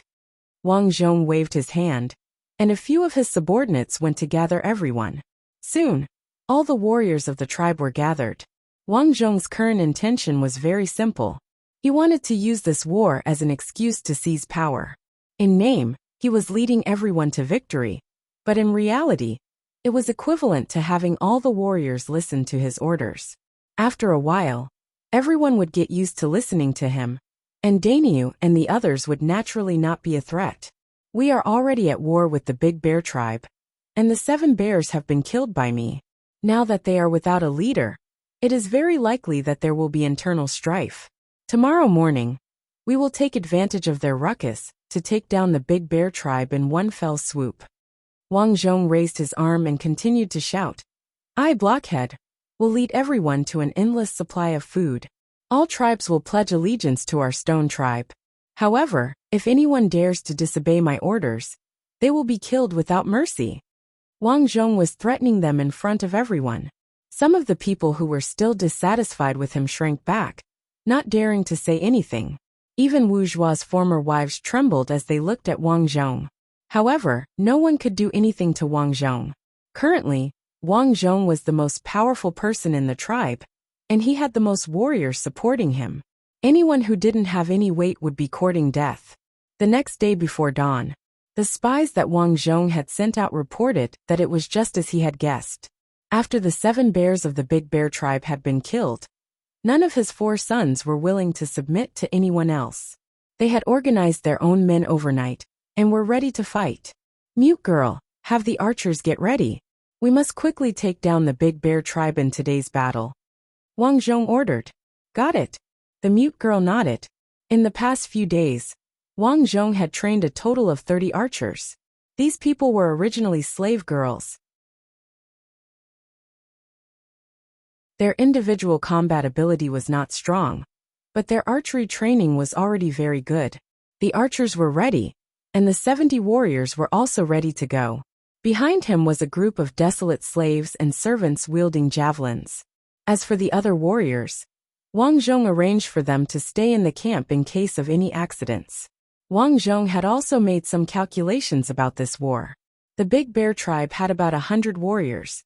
If they attacked, the 30 archers and 50 javelins would be able to eliminate a wave of warriors. It was worth mentioning that the people of the other tribes did not know how to javelin throw, which was why Wang Zhong dared to take the risk of starting a war. In terms of weapons, they had a great advantage. However, Wang Zhong had not expected that after arriving at the Big Bear tribe, this group of people would actually start fighting among themselves. As a result, he simply stopped attacking and waited for them to finish fighting. The internal war of the Big Bear tribe lasted for more than 2 hours. The entire tribe, which had originally been in the southeast corner, was suddenly thrown into chaos. The group of desolate slaves and servants did not even know who the enemy was. They only saw the warriors killing each other. In order to avoid being killed for no reason, they all fled. Blockhead, a group of people are escaping. As an archer, The Bai had good eyesight, so he turned around and reported to Wang Zhong. Capture them all. I want to ask them about the situation ahead. Wang Zhong said. Yes. He quickly led 5 warriors to attack, and immediately captured the 6 people who had escaped. Wang Zhong walked over. From their clothes, he could tell that they were not living well, and should be desolate slaves. Please spare us. We are only desolate slaves of the Big Bear tribe. We don't know anything. A slave girl was terrified. Me too. Please let us go. We are willing to serve you. Wang Zhong expressionlessly walked over and kicked a desolate slave to the ground. Shut up before I ask any questions. The 6 desolate slaves instantly trembled. What's going on with the Big Bear tribe? Those who answer will become servants of the Stone tribe in the future. Wang Zhong asked. Me. I'll tell you. A young man hurriedly crawled over. The 7 bears were killed by you last night. The 4 sons of the 7 bears caused a ruckus last night, but several elders persuaded them to reconcile. But no one expected that in the morning, the 2nd son of the 7 bears would suddenly bring people to attack the eldest son of the 7 bears. They killed several of the eldest son's attendants. The situation became chaotic, and some other people also started to attack. Now the entire tribe is in chaos. Wang Zhong smiled when he heard this. Things had progressed so smoothly that it was beyond his expectations. He nodded and said to the 6 of them, Go to your tribes right now and tell me everything you know. When I defeat your Big Bear tribe, you'll all be my attendants. This request was not difficult because the warriors of the tribe would not kill the innocent. They only dealt with the warriors of the enemy and did not care about the desolate slaves. After all, if all the desolate slaves died, who would do the work in the future? In a sense, desolate slaves were a kind of property similar to cattle and sheep. The 6 desolate slaves immediately returned. As time passed, 2 of the fastest desolate slaves among them sent back information. The 7 bears' eldest son was seriously injured, but the elders who supported him still had the advantage. The 7 bears' 2nd son and 4th son had been hacked to death, and the warriors who supported them supported the 7 bears' 3rd son. The 3rd son had already led people to surround the 7 bears' subordinates. After a short negotiation, the 3rd son suddenly issued an order to attack, and the 2 sides fought again. The 3rd son won a Pyrrhic victory, and half of the Big Bear tribe's elders were killed or injured. After hearing this news, Wang Zhong ordered, Everyone listen to my orders. Our target is the Big Bear tribe. Charge! The mighty army of 100 people trotted over. The sky was still falling, and the entire Big Bear tribe was covered in rivers of blood. The 7 bears' 3rd son had just been immersed in the excitement of becoming one of the 8 bears. But when he heard that the Stone tribe was attacking, he was so scared that he fell to the ground. Great Elder, how many warriors do we have left? There are only 30 that can move.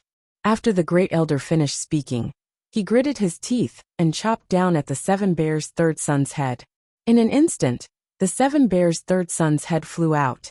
Then this person picked up the head and rushed out shouting, This is the head of the 8 bears, we surrender.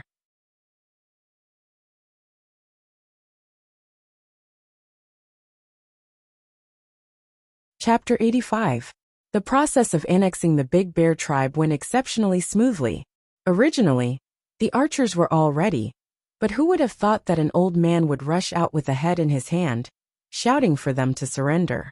At this point, the Big Bear tribe changed their name and everyone surrendered.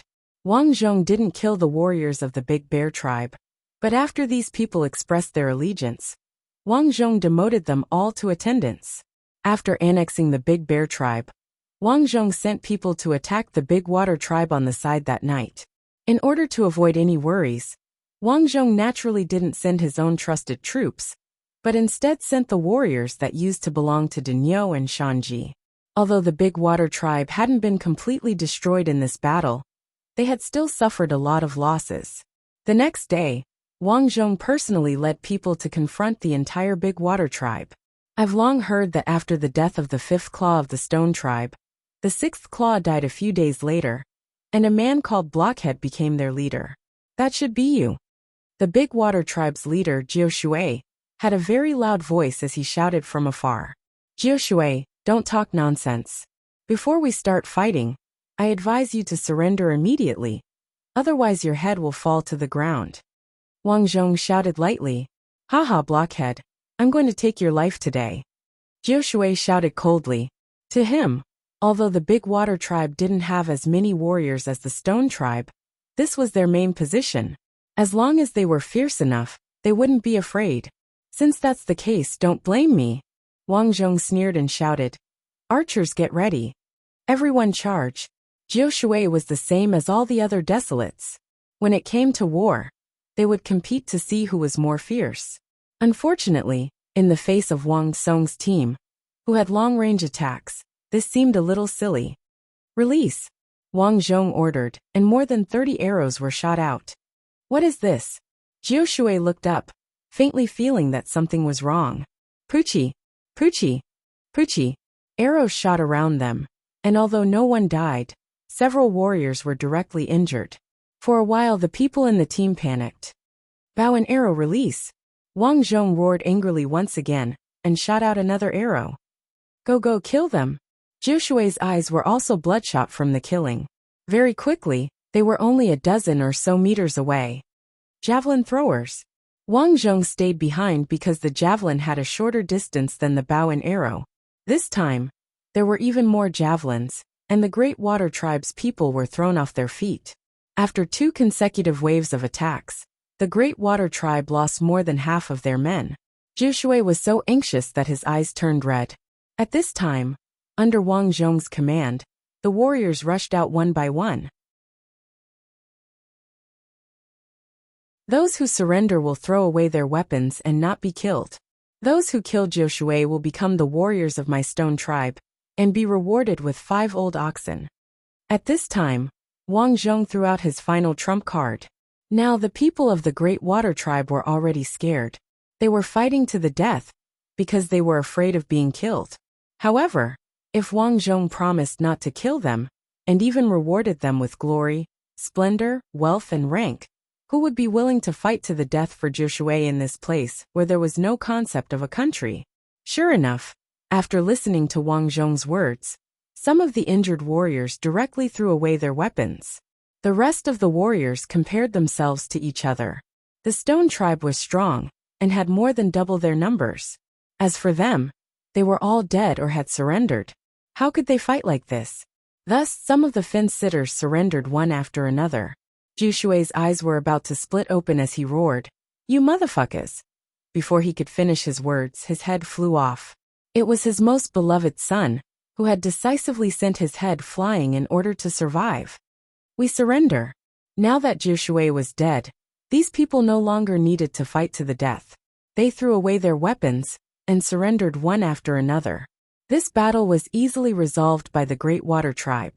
After returning, the entire Stone Tribe was in an uproar. Under Blockhead's leadership, they had taken care of the Great Water Tribe and the Big Bear Tribe in 2 days. Now the people of the tribe were no longer afraid of not having anything to eat. Instead, they were all immersed in excitement. They believed that under Blockhead's leadership, their Stone Tribe would become the overlord of the wilderness. After taking care of the 2 tribes, Wang Zhong didn't continue to attack. Instead, he began to carry out systematic reforms.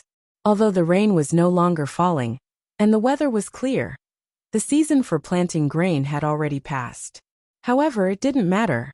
Under Wang Zhong's guidance, the people of the 3 tribes began to learn how to grow food in their houses. The vigorous construction of the greenhouse began. Of course, there weren't many houses in the early stages, so Wang Zhong ordered the desolate slaves to build thatched huts first. Originally, there weren't enough materials to build thatched huts, but Wang Zhong arranged for people to take everything from the Big Bear Tribe and the Great Water Tribe. This was to make it easier to manage. On the other hand, it was to prevent other tribes from attacking. If they were attacked one by one, it would be very troublesome. Now that there were 3 tribes, in order to prevent the tribe from being suddenly attacked, Wang Zhong began to set up watchtowers around the tribe to prevent any sudden attacks. Although the tribe didn't have any iron tools, they could still rely on stone axes to solve a lot of the construction problems with wood. Thus, Wang Zhong didn't need to worry about the construction problems, as the craftsmen in the village could solve them. At the same time, Wang Zhong arranged for people to build a large number of bows and spears. The construction of the entire stone tribe was in full swing. In order to let the desolate slaves and servants have stronger combat strength, Wang Zhong personally commanded and trained them. From now on, they would no longer fight randomly. Instead, they had orderly formations and fighting styles. The news of the stone tribe annexing two tribes spread. Everyone knew that the stone tribe's leader had changed, and the surrounding tribes were worried. 3 months later, the wild grass tribe, inside the leader's thatched hut. The stone tribe is too strong. I heard that the new leader, Blockhead, is the smartest person. If he attacks us, we won't be able to resist. Big Grass slammed the stone table and shouted angrily. Our 3 tribes can only unite. Only in this way can we resist the stone tribe. That's right. We can only unite. Now that the stone tribe is recuperating with their population, they will definitely attack us. I suggest that we launch a surprise attack tonight. We will split into 3 groups and kill them. My wild grass tribe will send 60 warriors. My big fish tribe has 70. My wild boar tribe has 70. Then it's settled. With the number of our warriors, we can definitely kill them all. Big Grass said excitedly. The sun was shining brightly these days, and the weather was exceptionally good. The plants planted in the huts of the stone tribe were also growing very well. Every desolate slave and servant had a blissful smile on their faces. They were all sighing with emotion. They finally didn't have to starve anymore. However, these people were all ordinary laborers. In another plaza, the desolate slaves and servants were nervously training. Blockhead, Dabai jogged over with a bow and arrow on his back. The scouts at the front lines have reported that the leaders of the Wild Grass Tribe, Big Fish Tribe, and Wild Boar Tribe have secretly met in the Wild Grass Tribe. Upon hearing this, Wang Zhong nodded his head slightly. Even though he had only been training his troops, he was actually more interested in gathering information. Thus, he had already secretly trained his desolate slaves to become scouts. At first, they were only responsible for monitoring the people and matters in the tribes. After unifying the tribes, he began to have these scouts scout the nearby tribes every day. The wilderness was very large, and it was not easy for these scouts to be discovered if they hid in the bushes. After hearing this news, Wang Zhong nodded slightly. These people must be planning to split into 3 groups and attack us at night.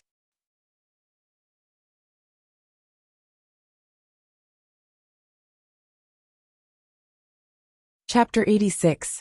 Soon, Wang Zhong stopped the training of the desolate slaves and began to make preparations. From today onwards, no one in the tribe is allowed to leave. On the square, Wang Zhong was the first to issue an order to Day. Day was stunned and asked, Blockhead, why? You are my trusted aide. Remember, apart from me, you can't trust anyone else. I'm worried that someone in the tribe will leave and report. Do you understand? Wang Zhong was also taking precautions. He did not want his deployment to be known by others. I understand. Day nodded. During this period, Wang Zhong had arranged a 20-man law enforcement team for him to manage the people and matters in the tribe. After Day left, Wang Zhong began to prepare the next trap. Their tribe had about 150 warriors, but that was not his greatest strength. Instead, it was the desolate slaves and servants. Individually, these people might not be as strong as warriors, but once they were organized, even 200 warriors would not be a match for them. This was also Wang Zhong's greatest trump card. Of course, he also had an archery team and a spear-throwing team. However, these people could not aim in the dark, so they could not be considered his greatest trump card. At night, everything was silent. In the boundless wasteland, the moon tonight was especially big and round. However, there was no sound on the grassland. It was terrifyingly quiet. No one saw that in the east, west, and south of the stone tribe, there were 3 teams bending their backs as they slowly walked towards the stone tribe. Big Grass led his 70 warriors and some of his followers. He said softly to the back, Later, all of you better be alert. Kill the warriors you see. Don't just think about snatching things. Remember, this time we are not attacking to snatch things. The people below were somewhat unhappy. Then wouldn't it be a loss for us to snatch things? There is nothing to eat in the tribe. Yes, leader. Big Grass scolded. Are you stupid? Let's kill their warriors today, and attack with the other 2 tribes tomorrow. After a few attacks, the stone tribe will be destroyed. At that time, you can choose the women and food you want. Although these leaders were burly, they knew how to motivate their subordinates. Hearing this, the warriors behind became excited. Well, it's about time. Send the signal and attack at the same time as the other 2 tribes. Yes. Sob, sob, sob, sob. Following the sound of the bugle horn. The sound of the bugle horn also came from 2 other directions. This was the method of communication that they had decided on before. After all, there was no good way to contact each other these days, and there was no tacit understanding between the 3 tribes. Therefore, in order to ensure that the other side would attack together, they decided to use this method. Kill Blockhead, Big Grass ordered, and a group of people quickly rushed into the camp. However, at this moment, they discovered that the entire tribe was suddenly brightly lit. A group of people dressed as desolate slaves held spears and stood in several rows. What's the situation? Datsao's eyes narrowed and he immediately reacted. So you were prepared. Although they were shocked, since they were already here, they couldn't back off now. Kill them. Following Big Grass's roar, a group of warriors rushed out. In the face of the attack, Wang Zhong and the other desolate slaves showed no fear. They lined up in 2 rows and raised their spears in front of them. Now their team was like a square formation like a hedgehog. Without cavalry and ranged attacks, this kind of formation could be said to be the king of the land. Kill. The captain of the desolate slaves roared. Following that, all the desolate slaves in the square formation roared. Kill. Their voices were deafening and formed an imposing aura. This aura gave the warriors on the other side a fright. A few warriors rushed over, but unfortunately, their weapons were too short. Although they were facing a team of wooden spears, they were pierced through before they could even get close to the desolate slaves. Second row go. Soon, the first row of desolate slaves retreated, and the second row of desolate slaves thrust their spears forward. Poochie! Poochie! It was just the first wave, but Big Grass had lost more than 10 warriors. As for Wang Zhong's team, they had not lost a single person. This left Big Grass, who was at the back, dumbfounded. He faintly felt uneasy. Although the desolate grass tribe's warriors had suffered heavy losses, some nimble people immediately found the weakness of the formation. They raised their stone axes and attacked the bottom of the team. However, at this moment, the row of desolate slaves behind them stabbed the ground, turning a few of them into hedgehogs. At this moment, the door of the house finally opened. 30 warriors rushed out and charged at the lone warriors. They are from the desolate grass tribe. Kill them! Roared a person. This person was called Barbarian Bull. He was a high-level warrior appointed by Wang Zhong, and was in charge of leading a group of ordinary warriors. Wang Zhong had realized that it was very troublesome to manage a tribe when there were too many people. Therefore, to make it easier for him to manage, he had divided the warriors into different ranks. They were respectively high-level, mid-level, and low-level warriors. Those who passed the test were only low-level warriors. Desolate slaves and attendants were not allocated. This was to prevent people from losing their initiative after becoming warriors. Low-level warriors could only become mid-level warriors if they contributed to the tribe. Only mid-level warriors could have 2 attendants. This was also Wang Zhong's way of making all the attendants and desolate slaves join the army, so that these warriors could not rebel. After becoming a high-level warrior, they could have 3 attendants. However, they could be in charge of leading a team of 30 warriors. However, it was very difficult to become a high-level warrior. Not only did they have to contribute greatly when they were mid-level warriors, but they also had to pass Wang Zhong's test to become a high-level warrior. Therefore, in the entire tribe, there were only 3 high-level warriors. Barbarian Bull was very lucky and passed the test to become a high-level warrior. Under the pincer attack of the desolate slaves and the 30 warriors led by Barbarian Bull, the desolate grass tribe suffered disastrous casualties. When Big Grass wanted to escape, he was stopped by Barbarian Bull. Big Grass, my chief said that if I kill you, I will reward you with 3 bull heads and a slave girl. Therefore I am sorry. Barbarian Bull laughed and chopped down with his huge stone axe. I refuse to accept this. How could Big Grass be a match for a high-level warrior like Barbarian Bull? His head was cut open, and his body tilted and fell down. Big Grass is dead. My chief said that he will not kill those who surrender and lay down their weapons. Barbarian Bull raised Big Grass's head and shouted. At this moment, the group of warriors, who were already at the end of their rope, saw that their chief had died. They instantly lost the will to resist and threw down their weapons and knelt on the ground. This scene also happened in the other 2 places. The chief of the Big Fish tribe died the earliest, so he surrendered immediately. As for the Wild Boar tribe, they resisted for a while. However, after the other 2 battles ended and countless warriors came to support them, the Wild Boar tribe was finally defeated. Their chief, Ten Pig, finally broke out of the encirclement with only 4 warriors and escaped. Wang Zhong did not fight this time. Instead, he personally led a group of trusted aides to guard the rear. This was to prevent any problems from occurring in one direction. His troops were used as backup. Fortunately, the troops he personally trained did not disappoint him. They won all the battles in the 3 directions. Chief, the Desolate Grass tribe, and the Big Fish tribe have all surrendered. Should we go and take over these 2 tribes? Dai asked respectfully. Wang Zhong waved his hand and said, although those tribes have suffered heavy casualties, the distance is too far. Moreover, the enemy is heavily guarded at night. We should not act rashly. After all, our goal is not to kill. Yes, Chief. Dai nodded and felt that the chief was very thoughtful. Give the order to lock up the captives. Tomorrow, let them lead us to persuade those tribes to surrender. Kill those who resist. You're tuning in to the Earbook Haven YouTube channel. Don't forget to subscribe and join us on this journey to catch the most captivating stories.